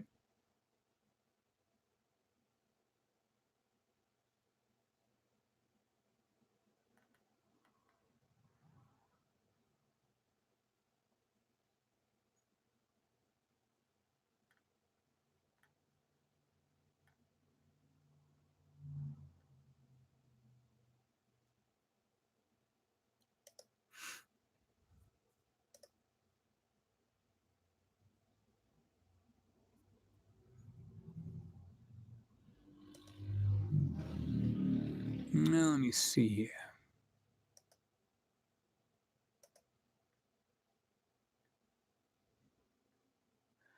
Man, this thing just jumped up. Man, you guys are all over this tonight.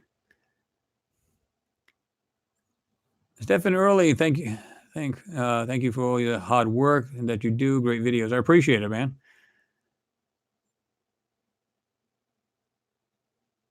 Yeah, exactly. Rapture ready. Yeah, I'd be okay with that, provided they came clean. And I agree. I don't. I'd be going, yeah, we knew it all along. Now, some people would go, what do you mean you lied? Think about it, because they wouldn't even know. They're not even privy to any of this. They're just like, again, you can ask any people whether it's family, friends, or whatever, unless they know you're into all of this, just ask them. Like I said, just ask them, what do you think about the last moon photo they had from whatever, Apollo 15 or 11? What? They look at you like you got three heads. Or, again, like I always use the question, well, what do you think about the latest Curiosity rover pictures of Mars? Huh? They wouldn't even have a clue. So I don't know. Would it really scare the hell out of some people? I don't know. You guys aren't looking at the planets, and now you're telling us there's life there. Oh my God! I think most people would be like, "Wow, that's really interesting," and there'd be a lot of talk about it.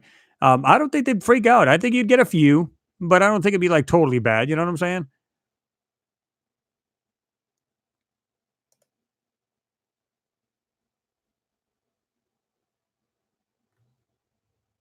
Uh,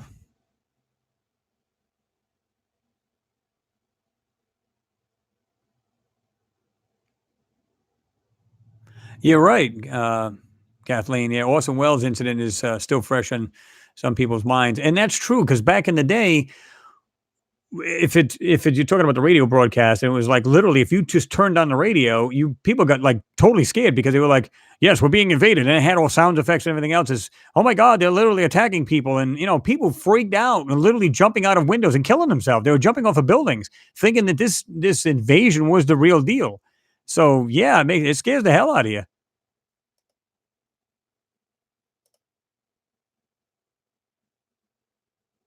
At least back in the day, where people weren't like today. Like we got so many sci-fi movies now. You'd be like, okay, yeah, they could be evil, they could kill us all right, or I don't think that's the case because, like I said, I think what it comes down to is that they would have done it a long time ago if they're going to do anything. I think they're way above warring. I think they're way above monetary. I believe they're way above all of that, and they live in peace. And they're just kind of just going around and just maybe looking at other civilizations, going, they're not ready.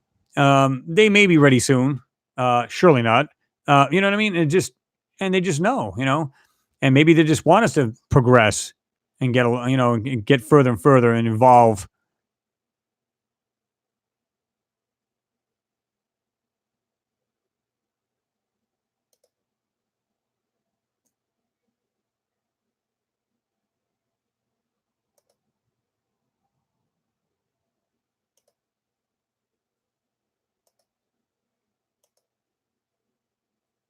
Mhm.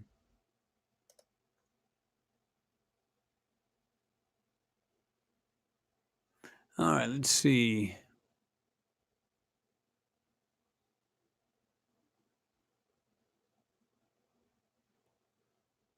Roman records. Yep.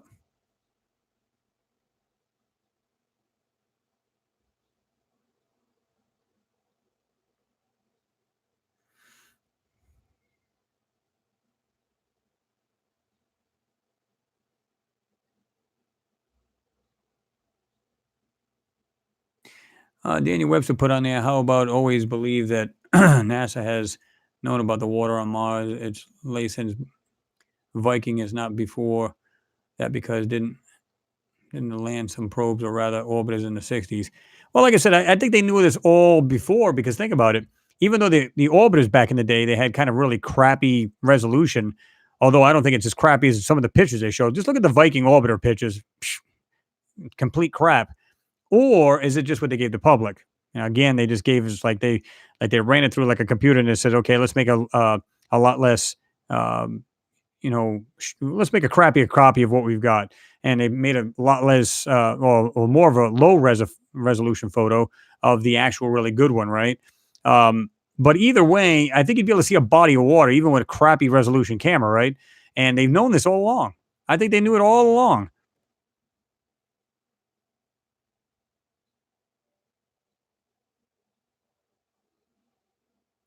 Dan Lewis put on there, hopefully, this recent acceleration of slow disclosure to full disclosure will lead to many jobs building starships and open up the future for mankind and the final frontier. And I agree. I mean, although that may sound like a little far fetched to some people, if you think about it, that would be awesome because, y- y- you know, if you started interacting with another civilization, let's suppose okay, these guys got in the crap together. Now, this won't be next week, of course, but let's say okay, we now accept them. We can now um, we can now just basically show them out in the rest of the universe and what they're missing and what they could be part of. I think people would say, man, you know what? Now we have something to strive for. There's much more out there, and I want to be part of that. And I think a lot of people would be, like you said, they would invest a lot of that, with making spacecraft and so on and so forth, off world, meaning on the moon, Mars, all this other crap. You'd have a lot more people wanting to do this because they'd be like, this is awesome, you know? And I think that's the case. I mean, for me, if you guys are like minded like me, I wouldn't care. I'd be like, yeah, let's get our crap together. Let's get it done.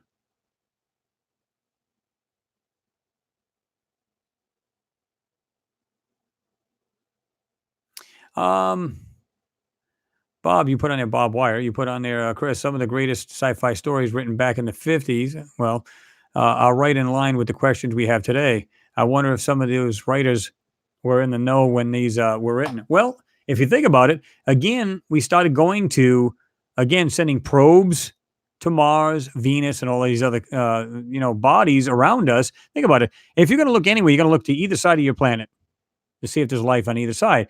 Because if we were in the Goldilocks zone, because obviously Earth is now, if you got Mars, which is well, I wouldn't say was, but is still in the Goldilocks zone.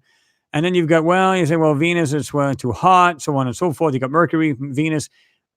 But if it was more like Earth back in the day, thousands of years ago, when the sun wasn't quite as hot, and if it was more like Earth, maybe Earth was still in the Goldilocks zone, like where Mars is right now, where Mars is right now, and Venus was like Earth, and those two planets were in the Goldilocks. How do we know it was on that planet? Now it's got like a runaway, basically greenhouse. So how do we know?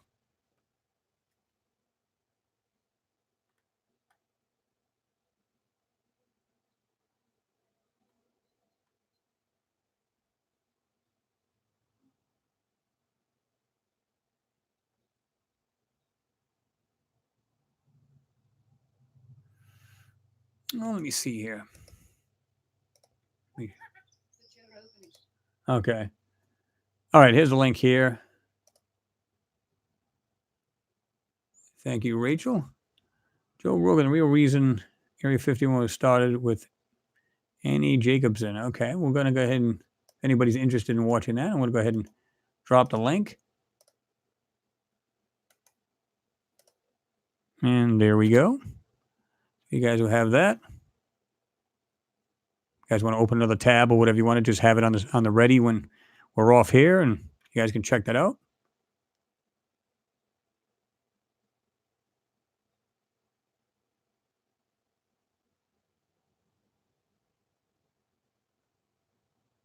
Bronson, you put on there, yeah, the resolution is BS.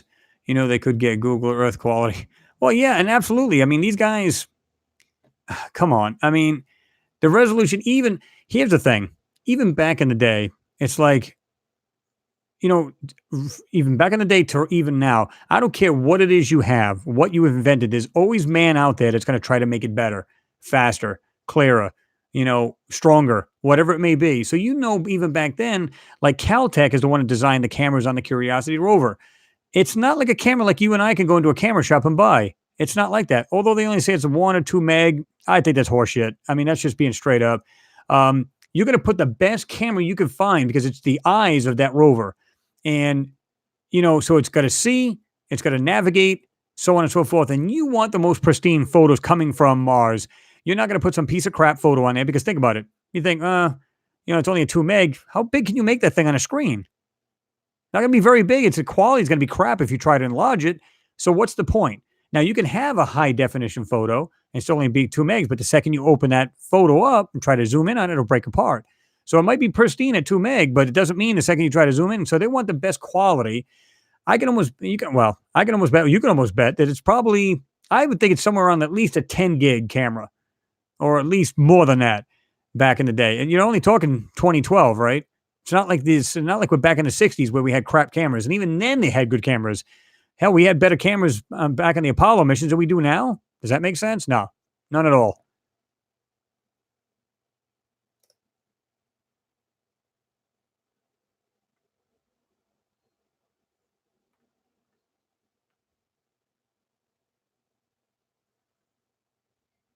Photography like magic. Maybe the aliens were here long before us. 4 billion years is a long time. And I think they were. And again, if you were to look at the way our universe is expanding, again, what about the planets on that very edge of the universe, if that even makes sense? Is there like an edge? I mean, but if you go further out, that would be the first civilizations that would crop up, right? Because it's the older planets, the oldest planets. So therefore, life is going to start there much earlier than here on Earth. So you could bet if these aliens are coming from somewhere. Now, I'm not saying they couldn't be here in our own solar system because I believe strongly there either was or is still here in the solar system. But you can bet there's going to be a lot more of them and a lot more advanced than we'll ever think about. And those are the ones you'll find the most, technologically advanced.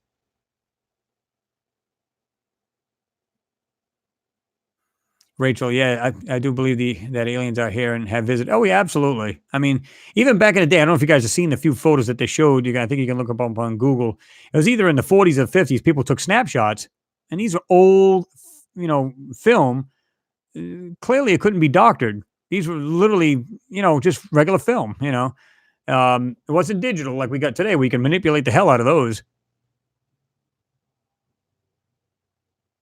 Jay Kosh, glad to see you on YouTube again, sir. Well, appreciate you being here, man.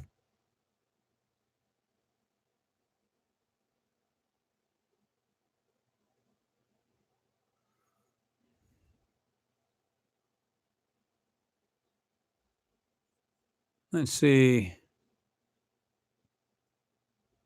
Yeah, I mean, Philip, you're right. Yeah, it says, "Me too. I am not going to freak out. I wish the government would just let us know more." Like I said, even if they don't have to tell us the whole truth, but just something. Because even if they said, "Well, there's planet," think about this a minute. Even if they said, "What would," if you heard this today on the news, and they said, "By the way, we found like organics. There's actually trees and grass on Mars." What would be your first thought? I'll let you guys answer that.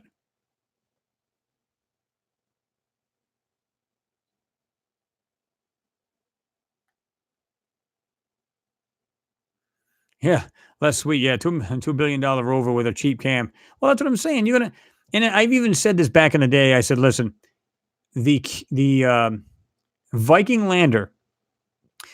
Okay, let's say we're all sitting inside this large room, and we say, okay, we're gonna make this trip, guys. We got this X amount of millions of dollars to spend. Okay, what do you guys think will be the first instruments we'll put on this?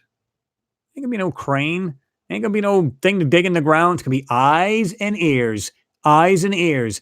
I find it hard to believe they didn't put like a microphone on that thing, as well as high resolution cameras on that lander. Because think about it, photos take a lot more to upload, where small audio clips take nothing. Think about it. So they would at least put ears on this thing, have it record, take a small bite of audio, even if it's 10, 20 seconds, and then send it. They can hear either see, maybe it's next to the water. Maybe let's say they landed next to an ocean because they know it's there, or they can hear things like wind blowing around. They can hear, some kind of something crawling around, and of course they can see it too. So, yeah, I don't, I think that's the first instruments they would have put on anything, sending it to another planet.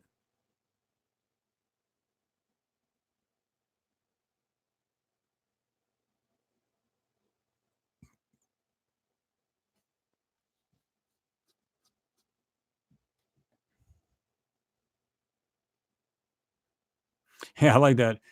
I would say, take me there and show me. Well, and that's true though. It's like, let me see this. Let me see this world other than our own. I'm there. Let's go.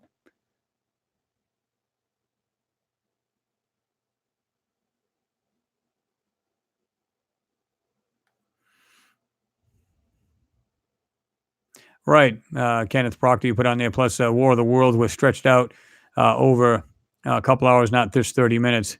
If you listen to it now, that's why it affected everyone differently back then. And again, let's suppose for a minute, because they didn't have TV back then, right? Maybe very few, if any. But you put on your radio, all the family just sat by. And that's what they would do at night. They would just sit by the radio and listen to stories and all kinds of stuff. Now, picture that a moment, you turn this thing on, you hear, "Oh my God, it's horrible. We got they're attacking us. They're this," and it sounds so real. Now, in the beginning, he did make that disclaimer saying this is basically it's an audio book, right? To be truthful, that's what we'd call it today. Um, it's just a fictitious story. There's nothing. It's not real. So on and so forth. Please don't take this real. Blah blah blah blah. But if you put it on in the middle of it and you heard this, people freaked out. They're literally jumping out of windows and killing themselves.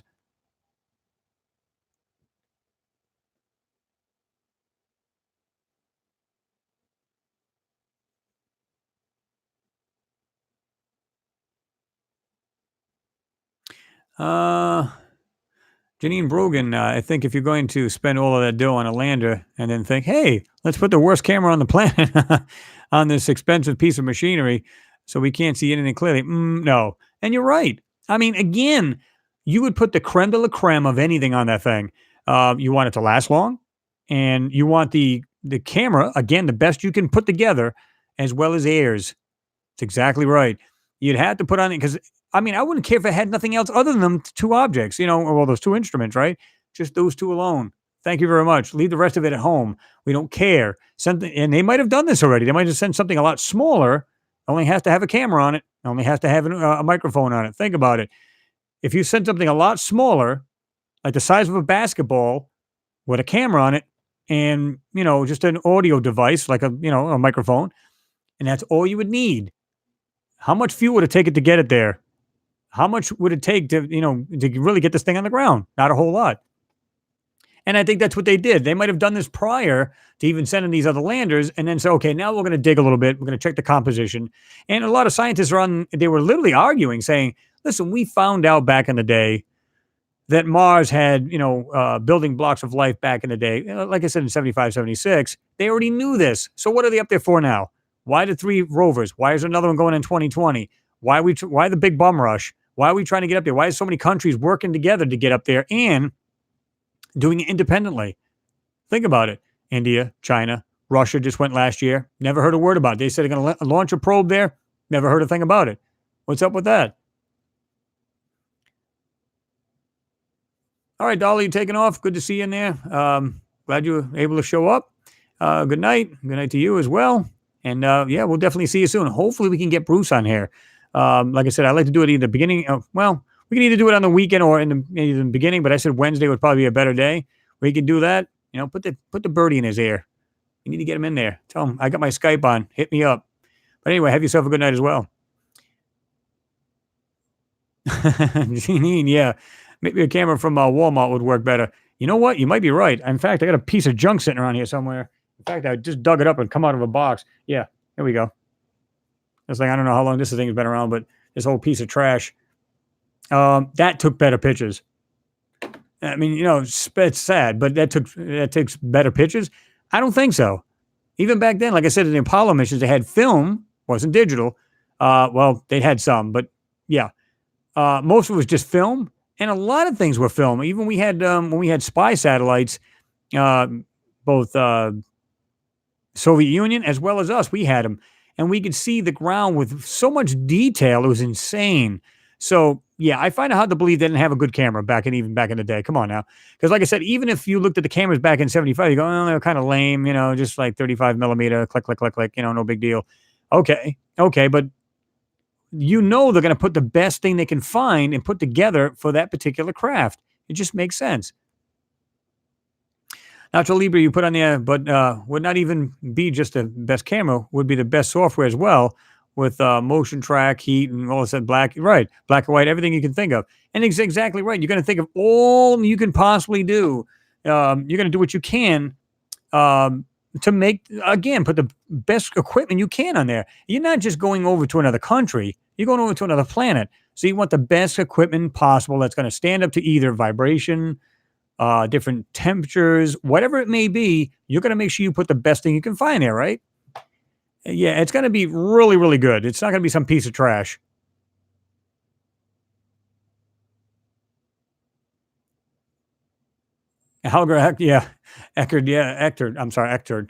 Eckert, my bad. After 8,000 Hasselblad or 8K Hasselblad, they put shit on us like Super VHS 600 on.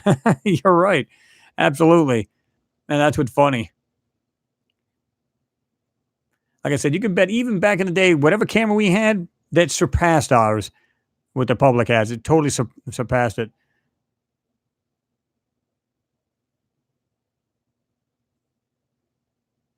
Well, it might be, Bronson. You said UFOs and orbs might be remote control. It could very well be. Maybe they're AI, right? It's hard to tell. Hell, we got remote controls. We got rovers on Mars. They can drive autonomously, or they also get input from here on Earth.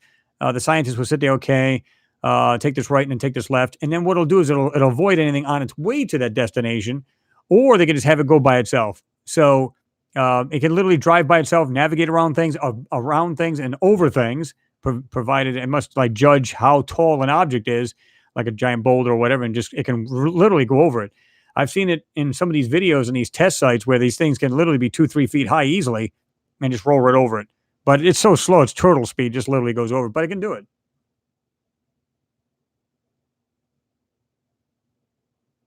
Yeah, Janine, yeah. Ooh, the BlackBerry. Exactly. And guess what? It probably took better pictures than they're showing us right now. Well, yeah, you said, I forgot who said that. It says, film would die in space radiation. And you're right. Because especially being that close, if you get closer and closer to the sun and everything else. But even then, because you still got radiation, right? But like I said, a lot of these cameras today, you can insulate them with lead and stuff like that, and of course, they got all this Kevlar and stuff like that, reflect all of these radiation and stuff like that, getting into it. At least now they could. So it makes you wonder.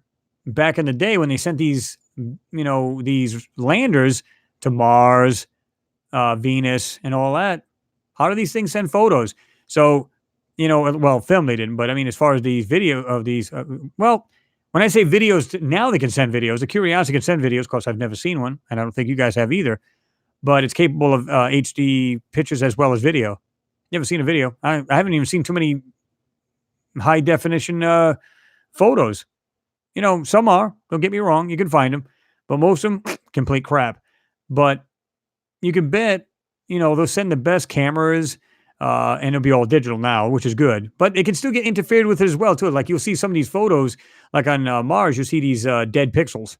They'll be like bright colors, like blues and reds and stuff like that. And that's usually due to heat. The camera will heat up and you get these dead pixels and stuff like that, which makes you wonder, is it really that cold on Mars?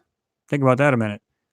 Got a camera really heating up. It's sitting there for a reason, and it's getting hot, and it's getting very, very hot. So therefore, this is what you're seeing.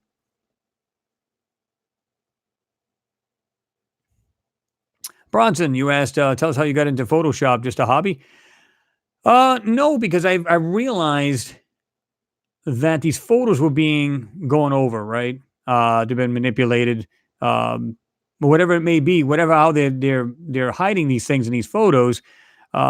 They completely wash them out, like a lot of the Apollo photos, right? Like when you get the orbit or the capsule above the lunar surface, you can see a lot of those have been washed. So you can literally get through that wash. So I said, well, I'm going to have to get a little used to Photoshop in order to bring these things out. If I don't, there's no point in using it or doing these videos and bringing these things out, right? So that's what I did. So I got acclimated to it pretty quick. I had a couple friends, give me some pointers on there. And yeah, so I've just used it as a tool making these videos.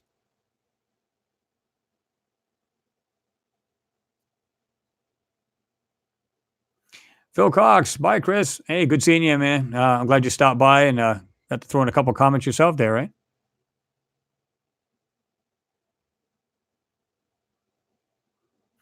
Right, Nacho Libre, yeah. Just look at what we send to war, drones and such. What they have, what they send up there is no joke. No joke, yeah, and it's true. I mean, a lot of these things are crazy, man. Um, I mean, these guys literally sit there, sit there in the comfort of these, well, they're basically trailers and buildings, but they sit there, fly these drones real time, man. And even if they're, delayed by a couple of seconds, they've already, I don't know if they just kind of accelerate that. So where it's almost like real time. So it's literally, if you just hit the joystick, it's already turning. So, you know, how do we know? I mean, the stuff we have, let alone, what they have, the government has that we don't know about, right? Think about it.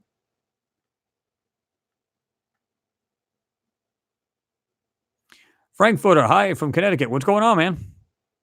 Good to see you in there. Photography, light and magic. I'd go to Mars in a heartbeat. I'm right there with you, man. Be the same way.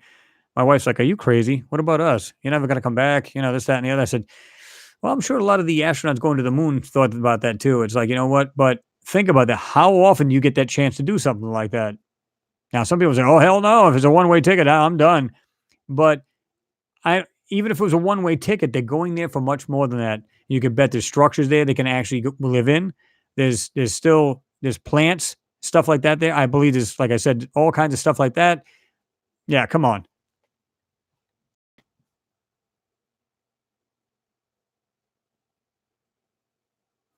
Daniel Webster, you put on a yeah. I think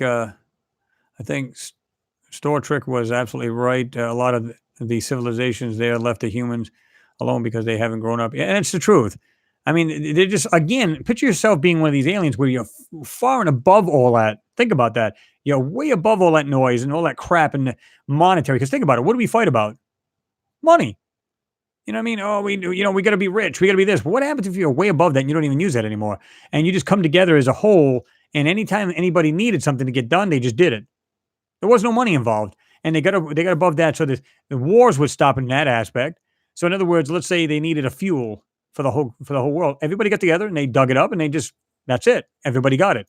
There was no, fighting amongst themselves. They got along. If you're above all that, you look at us and you go, "Oh my God." Remember how we used to be millions of years ago? Yeah, like, don't go near that race. Yeah, you're gonna be in a world of hurt.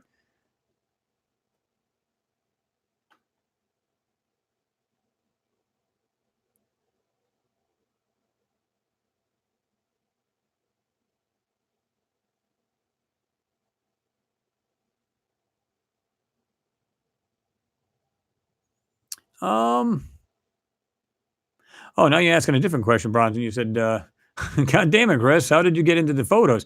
Well, you said actually Photoshop. But photos, like I said, I've been looking at these for quite a while before even started this channel, and even if I stopped the channel, I'd still be looking at them.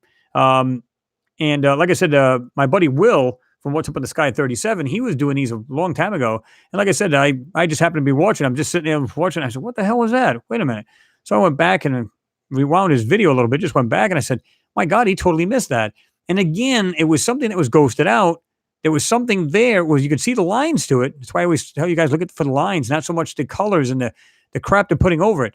It's the stuff that's under what they're putting on over the photos. That's what you need to find. So when I looked at this, I said, "What is going on here?" So I started manipulating these things myself, meaning trying to bring out these objects and these lines, and found out there's much more in these photos that meets our eyes. And that's how I started off. So it was hobby in a way, yes. I mean, because I started out because I just enjoyed looking at them. And then after I seen that, I said, "Man, I got to start showing the public this. This is wild. This is cool stuff here." That's how I started off. But again, I was doing these long before I did the videos. I was actually just looking at these photos anyway. And I said, "I got to figure a way to get into this. I got to do it. I got to make a video on it and see how it starts off." And of course, it's slow going and stuff like that. It was all new to me and stuff like that. But yeah, that's the reason why I'm here, man. I wanted to show you guys. That's the reason why I started making videos. Yeah, Holger. Yeah, you need the best cam to compress to the dot. Yeah, well, like I said, I mean, some people I've seen I've seen people leave comments because some people have these super grainy photos where you can't make anything out, or they zoomed in so far that you can't make it out. And they go, and it says structures. They said structure. What pixel was that? I was like, oh my god. But you know, y- some of these photos are so bad that it's hard to zoom into. That's what they're hoping. Now they look good to when you first put the photo up, you go, wow, it looks great. Second you zoom, everything just breaks apart. Low res. I think they have the pristine one and then they just downgrade it through a computer. They downgrade it to low res and they give it to the public. But if you'd have put it down to low res for starters, and then secondly, put it black and white, it's easy to manipulate a photo. Again, have a pristine 4K photo right in front of your face and then manipulate it. You know what you'd see that like that. Lickety split. You'd see that so easy from a mile away.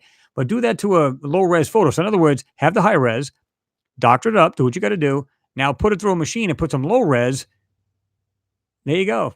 Make it a smaller photo, low res. As soon as you start to go into it, it starts to break apart. So I put like slight blur in there and I blow the photo up.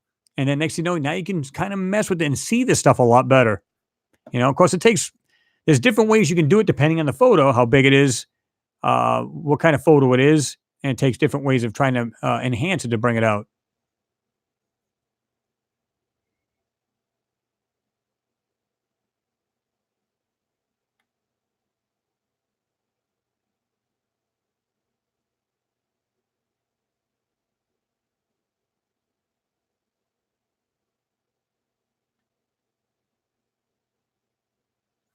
Yeah, I bet that's what he does too.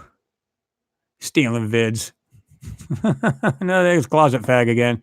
Um, it's funny. It's probably what he does too. Steals vids. That's pretty funny. Bye bye. Um, so I mean, it's this is what I'm saying. You get these people, and and you kind of expect it now. That's what it's funny. So they don't bother me in any way, shape, or form. I think they're hilarious. Got nothing better to do. Um,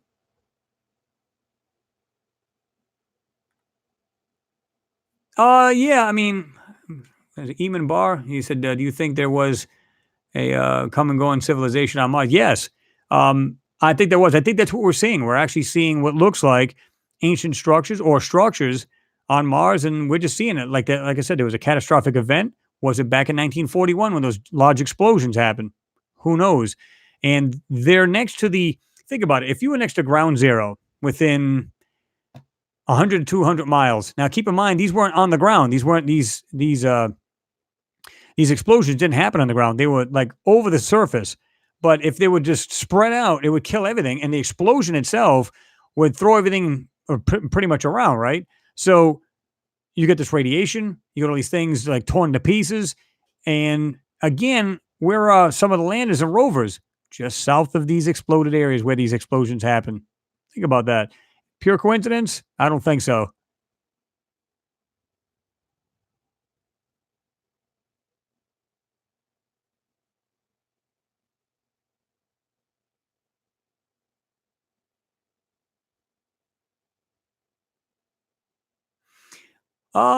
William Johnson, yeah, you make a great point. I hate to be a wet blanket, but there could be pathogens and diseases and such that could be dangerous about going to other worlds. Yeah, I thought about that too. And, but here's the thing too. They say, well, they sterilize our spacecraft before we send them there. I'm going, okay. But yet you got a nuclear power plant on one. But the funny thing about it is, what would happen if we saw a civilization that was maybe there was still some people, some of the beings left on Mars. What happens? And this is only hypothetical. What would happen if we're the one that set up those explosions on Mars? But not this nuclear, but they were our disease concoctions. Maybe there were cocktails of different diseases we have on Earth to kill off whatever's there on that planet. Of course, it's just again, just a, it's basically speculation in the highest level. But picture that if it was us that did that. I mean, we've never done that to any country here on Earth, right? We never did anything like that. Or, I mean, I don't know if you guys remember back in the day. If you're older, you'll remember this. But back in the day, our governments literally had they set off what the hell was it? There was like a bomb or something like that in a New York system, but it was actually almost like it was basically like a pathogen or something like that, and it killed I don't know how many people in the New York subway. What better way to try it out is than basically use us as the guinea pig? I mean, what better way to do it? Think about it.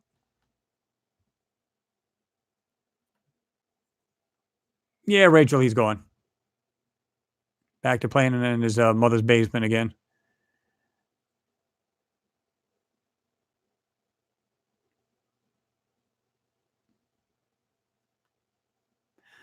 Greg, can you put on there? I get the cover up of UFOs, but why cover up past civilizations when they find amazing high tech objects in coal or rock 50 million years ago? Why cover that up? And I agree. I mean, well, if you see it here, people can say, well, that's not my interpretation. I don't believe that's what it is. Remember that other thing they said it looked like a spark plug or something like that they found in some kind of rock, and it was X amount of millions of years, or thousands of anyway. And they said, well, this is um, this is what they think it is. Now people said, no, it looks like it's some kind of broken off spark plug or something like that. It could be anybody's interpretation, but if you say it on another planet, there's no hiding it. It's like okay, that's it. Clearly, there was life. Doesn't matter what the object is. If it's intelligently made, period, there's life. Here, you can kind of throw that idea around. People go, it's bogus. But if you found something on Mars and they literally came back and said, yes, this is what we found, this is what this is, there's no question anymore. It's right there.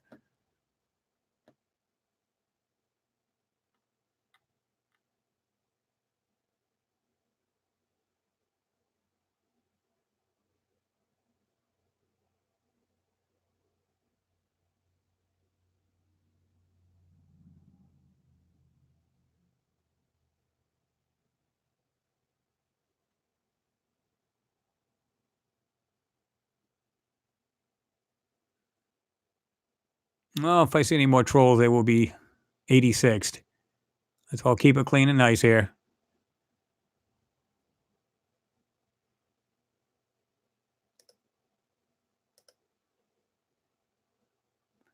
Let's see.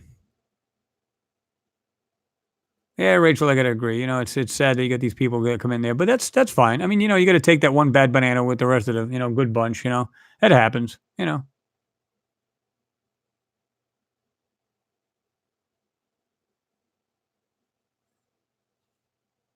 Let's see.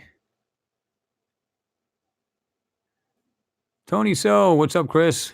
Keep up the good work. Well, I appreciate it, Tony. Taft, there you are. Section 51 of CGI experts just saying. Well, it's funny you mentioned that because remember, and I've said this more than once on these hangouts that NASA had, or it was JPL, combination of both, whatever it may have been.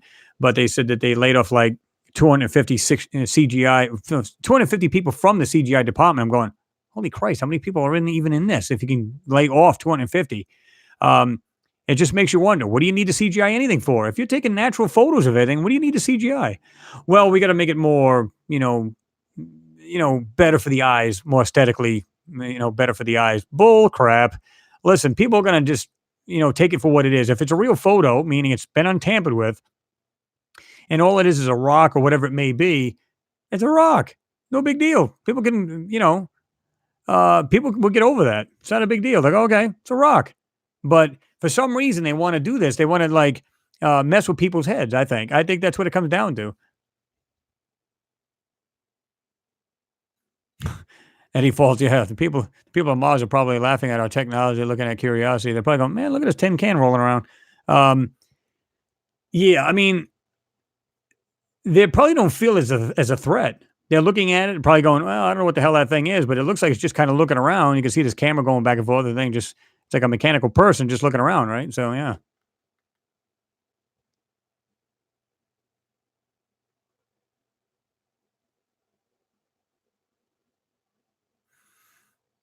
Kenneth Proctor, yeah. Chris, if you went to Mars, I'd love to see the photos you put up. Or do you think the government would try to mess with meth? Oh yeah, absolutely. There's no way you get a photo um, from Mars. They would mess with it, guarantee it. Because again, I wouldn't go up to Mars if I was part of the government and let's say and like I said, I believe they used a Hubble to take pictures of Mars as well. But let's say from the orbiters, the Mars reconnaissance orbiter, they got other orbiters there too. They take these again. The rover, I mean, I'm thinking rover now, but the MRO has the high rise camera in it.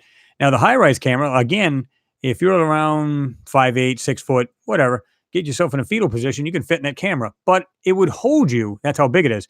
And they can see a swath of land within 4 feet off the ground. So they knew exactly what they're looking at. So, yeah, they can see pretty pristine photos, but yet they still doctrine them up. So now if I took a picture, they're going to say, yeah, that's a no-no. We're not doing that. And of course, what I was getting at was that they seen what's on Mars. And again, this is what's messed up. I see these things. I hear about how they said unprecedented, photos that they can take of Mars, right? I'm thinking, okay, that's awesome. That's awesome. Why aren't we seeing it?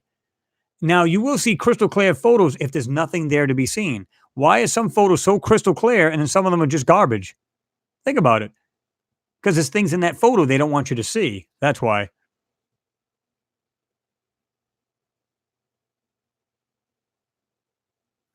Um, if good reveals all, nobody will understand it. And back to the Flintstones by the enemy. Well, that could very well be too.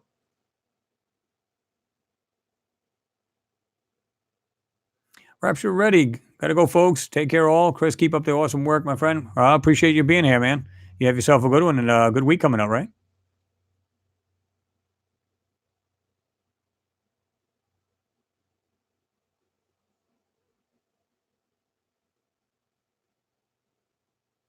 Suzuki Banzai, you put on there, what is your theory or thought? Those V structures are on every planet you have shown. They're also on every moon you've shown and you haven't shown rather. Is it one group of aliens? I don't know. Truthfully, I don't know what it could be. Um, is it a good possibility? If they're a lot alike, sure. Because think about it, they're just going from planet to planet. That could very well be. You know, again, there's no way of knowing. You wish you could see everything like crystal clear, right? That would be awesome. If it was, you'd be like golden. You'd be like, yeah, you know. Yeah, that's right, guys. Yep. Smash that like button. There you go.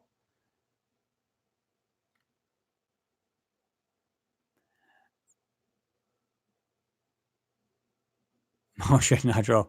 Nacho Libre, do you think the alien an alien has ever flipped a rover upside down and mooned it? Good one. I don't know if they're strong enough. I guess they could, right?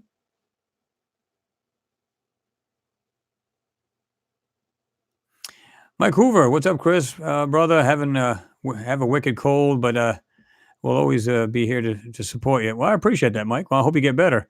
It's nothing worse, too. I don't know if you guys had it, man. You have a bad cold in the friggin' summertime or real nice weather. You just go, man, where do these things come from? You know what I mean? You expect it in wintertime. The weather gets crazy, but yeah.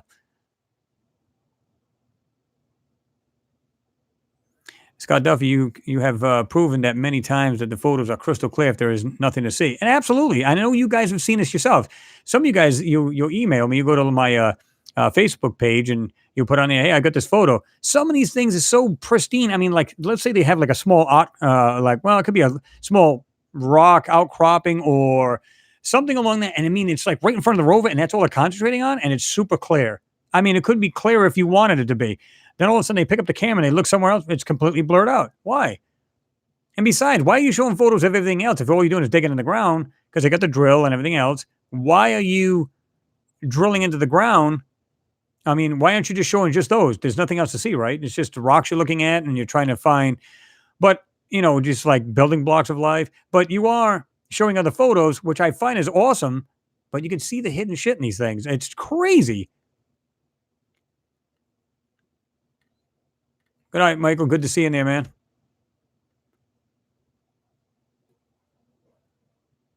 Sparkus Aurelis. I guess I'm pronouncing that correctly. Appreciate the contribution, man. I feel we may have emigrated, yeah, to Earth from Mars, maybe after Tiamat exploded. Mars was probably a moon of the planet that is now the asteroid belt. Now, I heard this many times, and that could very well be true. Um, and I've said this myself, either through the theory of panspermia, which, they claim that, again, catastrophic, I'll get it out, a catastrophic event happens on Mars, a giant explosion, and you can have life is very hardy. It can live on like these rocks. It gets put over here on Earth. This is how life starts. So this is the reason why we'd have a lot of things that are very similar to what was on Mars. So even if we didn't directly come from Mars, meaning flew over here, we were probably born or we were made or came to this planet the same thing that would be on Mars, meaning beings, we would be them.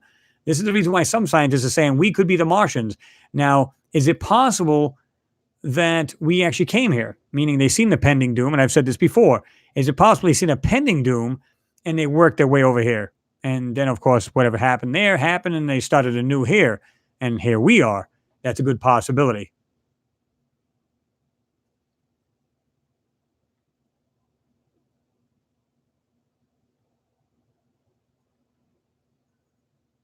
Now, let's see.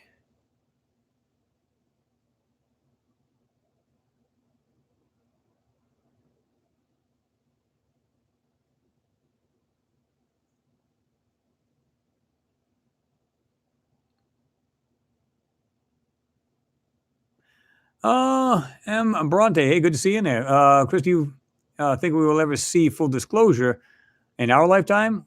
If so, do you think we'll go crazy like they think would happen? No, I don't think so. I mean, I think, God, I hope we have disclosure before I'm dead and gone. That would be awesome. At least part of it, and I'd be okay with that because then it would confirm, right? You'd be like, oh my, I'll be damned if we didn't already know that.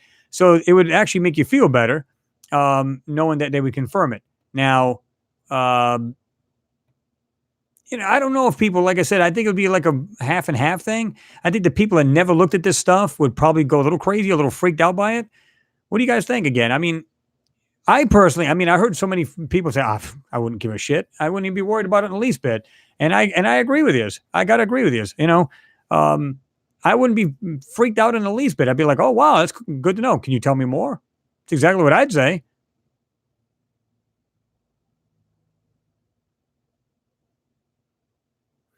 Frankfurt, I like you said. I like how you explain each item you find. It answers a lot of questions, and I try to do my best to explain what I see. Now, and I've said this to you guys. Am I always right about what I see? Absolutely not. Again, we're speculating. We're just saying this is what it looks like. Is it that? That's why I always ask you guys, what do you guys think it is? Am I way off base? Does it look like that to you? Whatever. Because again, I've said this a million times. We're all on a learning curve. We're all dissecting these photos, whether together or singly. In other words, if you guys get your own photos and examine them, right, or research them, then you're coming to your own conclusions. And that's what it's all about. Just to learn together, see what these things are, come up with what we may think it is, and it may be pure speculation, of course. But the thing is, we analyze it, you give me your thoughts, and that's what it's all about. It's always the way it's been. And a lot of people appreciated that too, because they were like, man, I like the idea you don't just ram it down people's throats and go, this is what it is. You got to believe this. No, I don't believe in that crap because we all see things a little bit differently. Now, you guys, I've seen videos where I look at something, I go, I don't think that's what this guy thinks. And then the way he points it out, I go, I'll be damned. It kind of does look like that. So yeah, is the person spot on what it could be? Who knows? It's just we kind of match it what we think we see here on Earth and say, well, it looks like this. Is it really? Maybe, maybe not. We don't know. William Johnson, you put on there, there's no denying stuff in your videos. There's a lot more than random shapes. And we know how to make antiviruses go. So going to other planets is not bad. Well, yeah.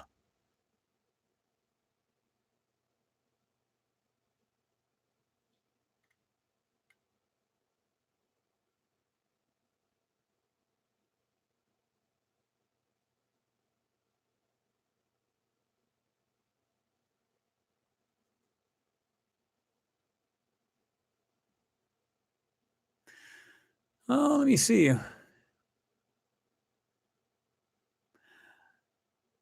Infinity, forever and beyond. I wonder if they don't have an explanation for it all, so they just cover it up. They want to be seen to be. Oh, they want to be seen to be in charge, and really they are not. Well, that's the thing. They might be like totally freaked out too. Think about it. They get there and they go, "Whoa, what do we make of this?" And because we can't get there at this moment, or at least they may be there, but they might be covering up saying, okay, we'll just show what we want to show and then just block out the rest of the photo. But they must think we're stupid. Like we can't see these fudging going around. Like I showed you about the China's photo of the moon, the other side of the moon, where it shows you can clearly see that going into the actual raw plating of that photo, literally where they manipulated and blocked out the part of the photo. Why would they do that? What's the point? It's nothing more than an orbiting satellite around Earth, right? That's all it is. What are you blocking out? It makes no sense unless you're trying to cover something up. It's as plain and simple as that.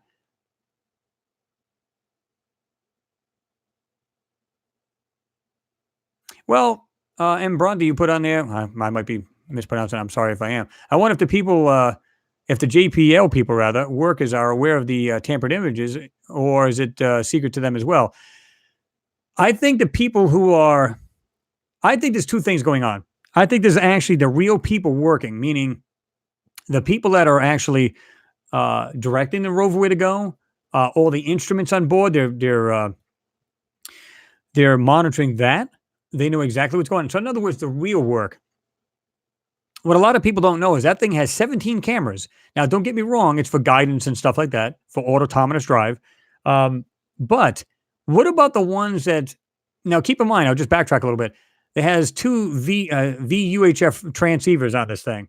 That's what looks like. Looks like a can, but it's like almost looks like a plasticky kind of canvas around it. That's one of the antennas. It's an omnidirectional. It goes up to the MRO. They have one that's X band. It looks like a white stop sign, and it can adjust to wherever it needs to go, and that can go straight to Earth. How do we know it's not sending pictures to another part of this situation? In other words, you get like this black ops thing going on in the back room where they monitor those other cameras and they can see it straight from there. So in other words, there's two operations going on that Curiosity alone. Now, again, I don't know this for sure. I'm just pure speculation. But how do we know they're not? Is that a possibility? I think it is. And why not? Think about it.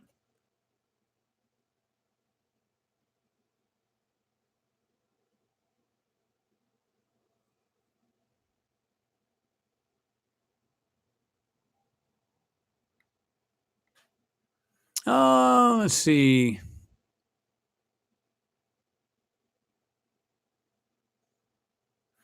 Satsuki, yeah. Energy cannot be created or destroyed after we die. Do you think our energy still lives on in another form? That's a really tough one, man. A lot of people claim that that's true, because we are nothing but energy to begin with, right? Um, so, and we're just in this form, we're just living in this vessel, so to speak, and that we are like spiritual or something like that, and our energy still lives on. I believe that very well may be the case. I can't say yes, I can't say no, but it'd be interesting.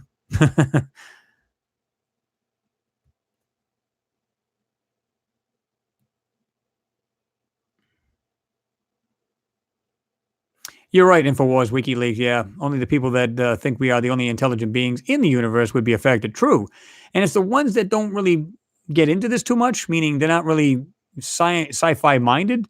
Um, but they'd be like, "Wow, I never knew this."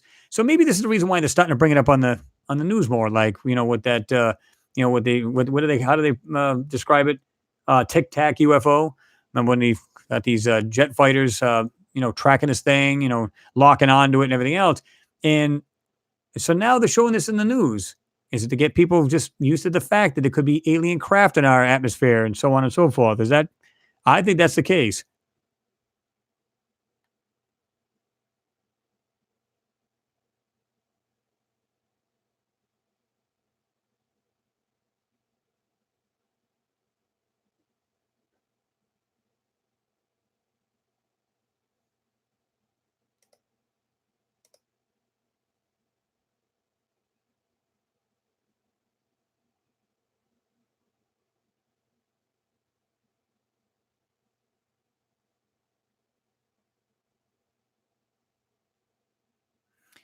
Kathleen Blachier, I think I'm pronouncing that correctly. Does the left hand know what the right hand is doing? When it comes to that kind of thing, I don't think they do. Again, they got the actual people that are working. In other words, just regular NASA JPL working, doing their jobs. I think they're absolutely doing it, and in other words, there's nothing wrong on their part. In other words, they're doing everything they're supposed to be doing. And then, like I said, I think there's another part of this that's actually doing other stuff on that rover, meaning they're taking photos, different photos, probably crystal clear photos, and they're sending them directly here as opposed to through a rover. I'm sorry, through an orbiter rather. So I don't know. It's a good possibility. I'm not sure what they're doing there, but you can almost bet. There's the legit side of NASA JPL, and then there's the ones that are saying, no, this is the more what's the word I want to use, like a black ops kind of thing. I think that could be very well be the case.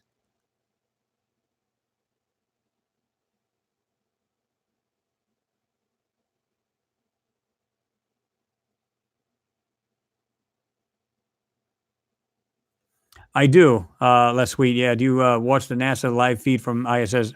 I do watch it every now and then, and I love how they just either switch over a camera or they completely go black. Period. And of course, a lot of people have caught things in their feed, and they will because what they'll do is they just record it. So as they got the live feed going, they record it, and then they go back through it and they see if there's anything that they found um, in the actual live feed, right? And there's been times just before they cut, there's something there that they can't explain. So all of a sudden they just cut. But now there is times it's legit. In other words, they just switch over to get another view because, if the craft is actually turning a little bit, they want to get another better angle with another camera. So they do that, right? Yeah.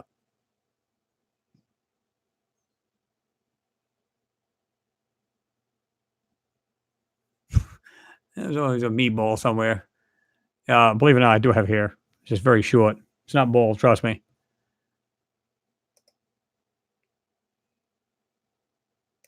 So your history.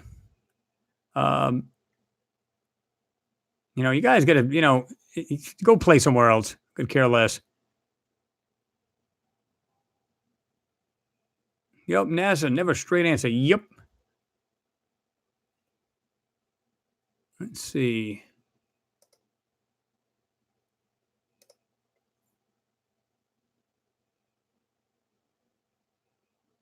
Okay.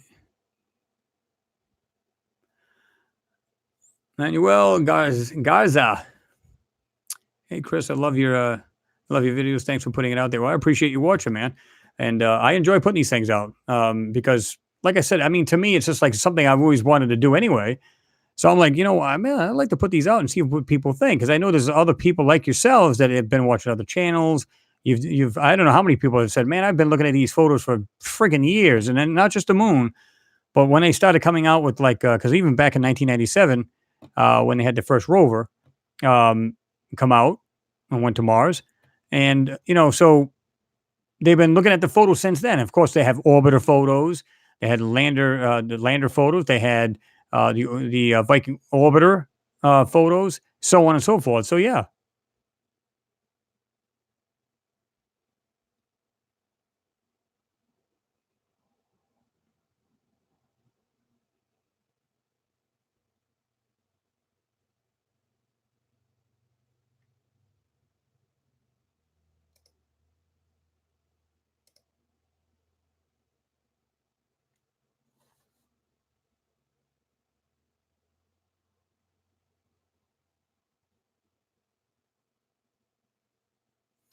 Rob Carpenter, thumbs up. I really enjoy your take on things. Well, I appreciate it, Rob.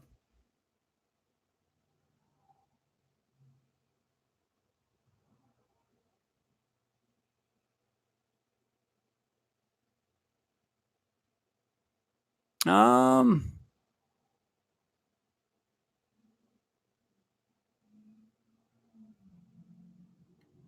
no, I can't say that I have. I think it's material.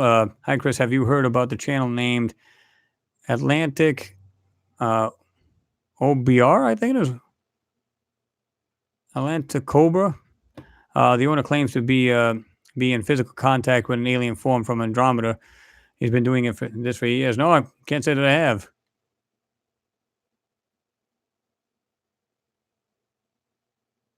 Jose Molina, all right, man. Good to see you in there. Have yourself a good night and a good week coming up there, right? Appreciate you joining us.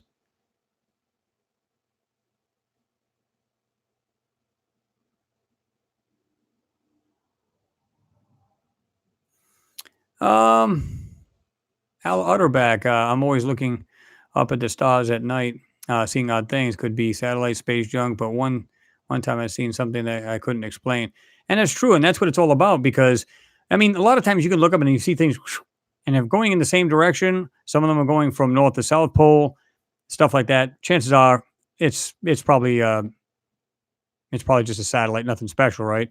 And then there's the ones that go in totally different areas. You can see people, people have recorded this where you see a craft go like this, and then all of a sudden it just makes a different turn and stuff like that. That's not a satellite. Can almost guarantee it. So crazy stuff. I've seen things like maneuver in the night sky to just, yeah, there's no way. They're not planes. They're not any of that stuff.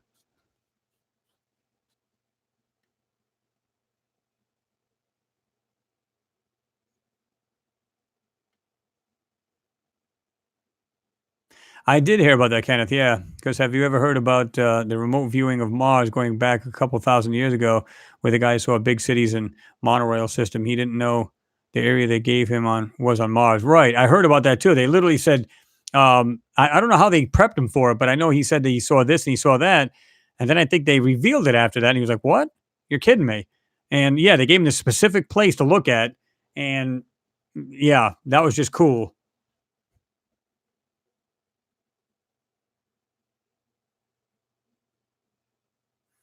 Let's see.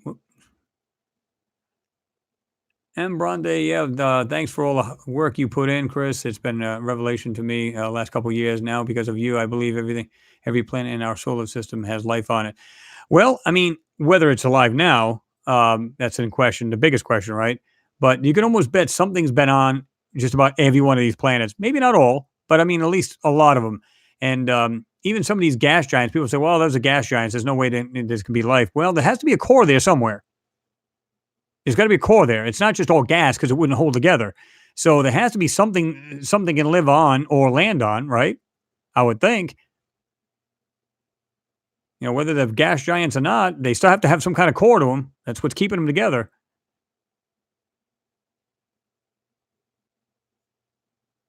Manuel Garza, yeah, it says, how do you get pics of these other planets like Venus? Just Google it. You could put photos of Venus or whatever planet you're interested in. You just put it on there, and a whole bunch of these will come up. I try to look for the ones that are either um, like if you're looking for like things like Mars, obviously NASA JPL, and um, what was the other one there? I mean, there's several you'll see come up, but it's just a whole lot of pictures and stuff like that will come up. And if you could go to Venus, there's not a whole lot of those, but there are some, and you can see it from Soviet Union stuff like that because it was the Venera missions and stuff like that. I forget how many were those, but there was quite a few of those landers. But pretty interesting stuff.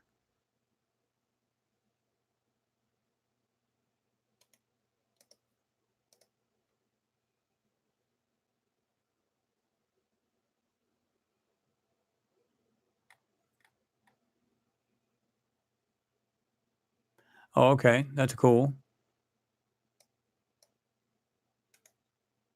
I'm gonna go ahead and drop that material. I'm gonna go ahead and put that link there. I think I've actually been on that site. Whoop, just went way up in here on me. Kathleen Blashier, you all got to listen to Life on Mars by Dexter Wansel, or Wansel, depending on how you pronounce it. I'm not even sure I've even heard of him.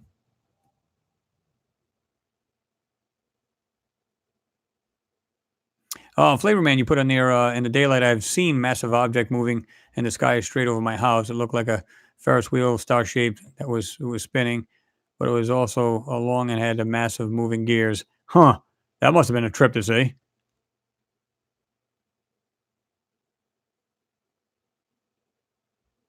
Yeah, exactly. Photography, light, and magic. Yeah, it was part of an experiment by the CIA.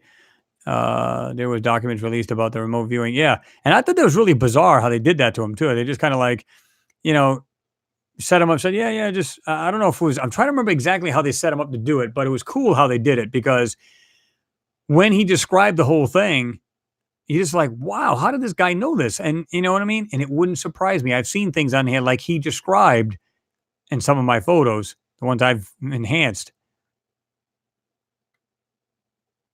Infinite forever and beyond, you would be a good teacher in this sort of field, Chris.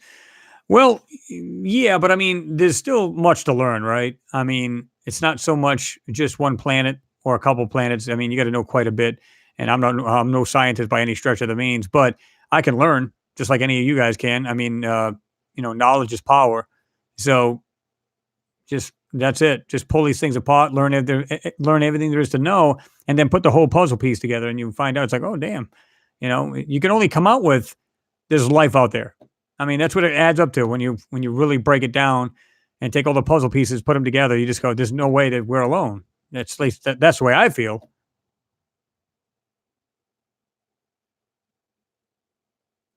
Suzuki, no, I know people who have though. Have you ever tried to project, and are you interested in? Um, I knew actually my cousin was doing that at one point. He said that it was really bizarre the way he explained it because it's like it's almost like you're laying in, you can actually sit up and look at your own body and stuff like that, and of course you can travel to places. He told me about it, how you get yourself set up for it and everything else. To be truthful, I've never tried it. It's actually pretty wild of some of the stuff he said he's come out with. I'm like, first I thought I was like, man, he must be hitting that pipe a little hard. But no, I mean, to be truthful though, I mean, and then when way he explains it, I'm like, damn. So yeah, pretty cool.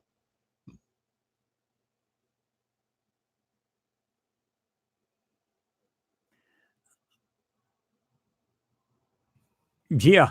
Kenneth, I'll tell you what, I don't know. I'd probably be in shock too. Kind of like the Apollo 11 astronauts when they went to the moon and they seen what was there, the structures and what they said looked like UFOs sitting on these crater walls on these edges, looking right at them.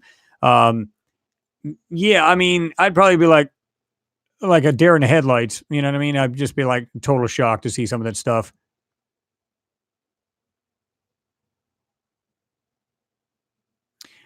It was very crazy. Also made no sound. I think just jumped up on me. It had to be from some other dimension. It's hard to tell, man, because that's what they say. Sometimes they even say some of these beings are multi-dimensional, where they're not actually coming from other planets, which I find hard to believe. It could be a case of both. We don't know. Maybe they're coming from inside of Earth. How do we know? As crazy as that sounds, but they do admit that there's huge caverns in the Earth. So why couldn't they live in there? Now I've seen pictures where it shows like it's got its own sun in the middle of Earth, and I don't. I'd have to see that. It sounds really far fetched for me to believe that crap. But is it possible? I don't know. I'm sure there's things out there that we never thought our minds could even grasp and wrap around, because some of this stuff would be like insanely like just hard to digest, right?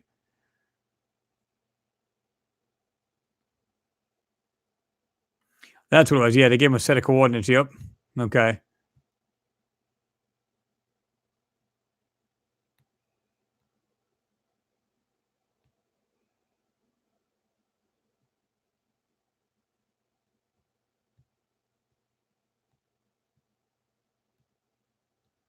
Mm. Oh, I think I know which one you're talking. I can't remember the name of it there. Manuel Gaza. What do you think about that long rock that came out? It was a Moa Moa or whatever it's called. Um, but it came out and then it went back. What it did is it came into the solar system and then went back out. A lot of people said it could have been a probe. I mean, think about this a minute. If you wanted to go through a solar system, anybody's solar system, you just wanted to go through that, and you didn't want to be found. You didn't want to know. You didn't want people to know that you were there. Well, you just kind of just like, let's say it was a spacecraft, for argument's sake, and all you do, okay, shut off the engines, shut everything off inside here, except for things we need to, like when you're going through the solar system, you want to be able to scan planets and stuff like that. So just let it float around like a dead stick and stuff like that. And then of course it went by gravitational pulls from other planets and went back out of the solar system. So how do we know? A lot of people say, "Oh, that's kind of a weird space rock," but to me, a rock is a rock, man. It comes in, many different, um, sizes, shapes, whatever. So yeah.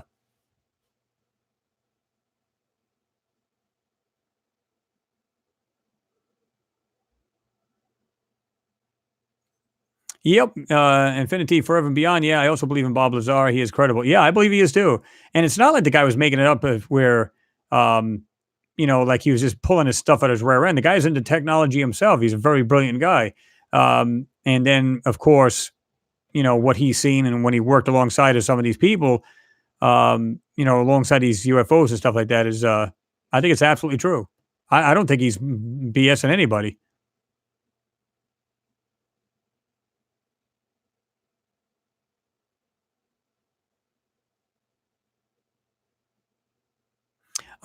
Whiteley View. I don't know. You put on there. Bruce says that he saw the real footage of the moon landing, and he cried because it revealed a lot of truth. I was wondering if there was anywhere we could find that video that he was referring to. To be truthful with you, I don't know which one he's talking about. Um, it's hard to tell. If anybody else knows it, you can go ahead and throw it up there, and I'll just go ahead and put it up there. Ian Walden. Oh, Ian Walden. Hi, Chris. What's going on, man? Glad you can make it. Of course, you're a little late to the party. I'm ready to sign off, but good to have you in there regardless, man. Never too late. All right, guys, we actually been cranking this for like 2 hours and 40 minutes, man. I'm glad you guys were here. Go ahead and slam that like button one more time. And by the way, guys, like I said, we're going to try to get in there with Bruce, and I might even have, I hope my buddy Joe from Art Alien TV can jump in there as well. So we're going to try to get him on there because he's got some fascinating stuff he'd like to share as well. So we're going to try like hell to get him on there. But I like collaborating with a lot of these guys because you know what? To be truthful with you guys, we get different views and different aspects of different photos because they do their own work and they're good at what they do, right? So I believe I do a decent job. These guys do a fantastic job as well, and they're all doing their own thing. So they all they're really honed into their skills, and that's why I like having them on there too. And like I told like Bruce and stuff like that, I said, yeah, anytime you want to have me on your channel, let me know. I'm down with that too. So um, and I know you guys are cool with that. You guys are down. So I want to do the same thing. I mean, I want to get out as much truth as we can and get the information out. You guys bring me information a lot of times, like on my Facebook page. You're like, oh, Chris, man, check out this photo. And I still have to go and get those and check those out. I know a lot of you guys said, did you check my photo out yet? And to be truthful, I haven't. This week has been really busy. So I'm going to try to get to those and check out everybody who left a photo up there. I'm going to try to check them out. So just bear with me on that. I hope, I apologize for not getting to it right away. But Kenneth Lear, thank you, Chris. Everyone have a great night. Yes, absolutely. Everybody have yourselves a great night, man. I'm glad we can spend this time. Man, the time, man, it just screams by. I looked at my watch, I was like, you got to be kidding. But it's just good conversation, man. Answering questions. You guys are just talking amongst yourselves, and that's what it's all about. Just getting together as a community, working together, eyeballing these things together. That's what it's all about, right? So I appreciate you guys being here, and I mean that. Um, well, I don't know about busy, Ian, but like I said, between regular work like everybody else does here, working and then doing these two, yeah, I mean it could definitely wear you out if you know what I mean. So yeah. Anyway, guys, I do appreciate you guys being here. Like I said, and I just only ask if you guys, when you watch the videos, try not to use the ad blockers. It does hurt the channel. So I'm going to try to make this channel better for you guys as well. And that's what it's really about, giving you guys better material, more different material, and that's what it's all about. So I want to do this for you guys. So help me out, and I'll help you guys in the meantime, or right back at you, kind of thing. Anyway, guys, thanks for joining me, man. Really appreciate it. You guys all have a good night and a great week coming up. Peace.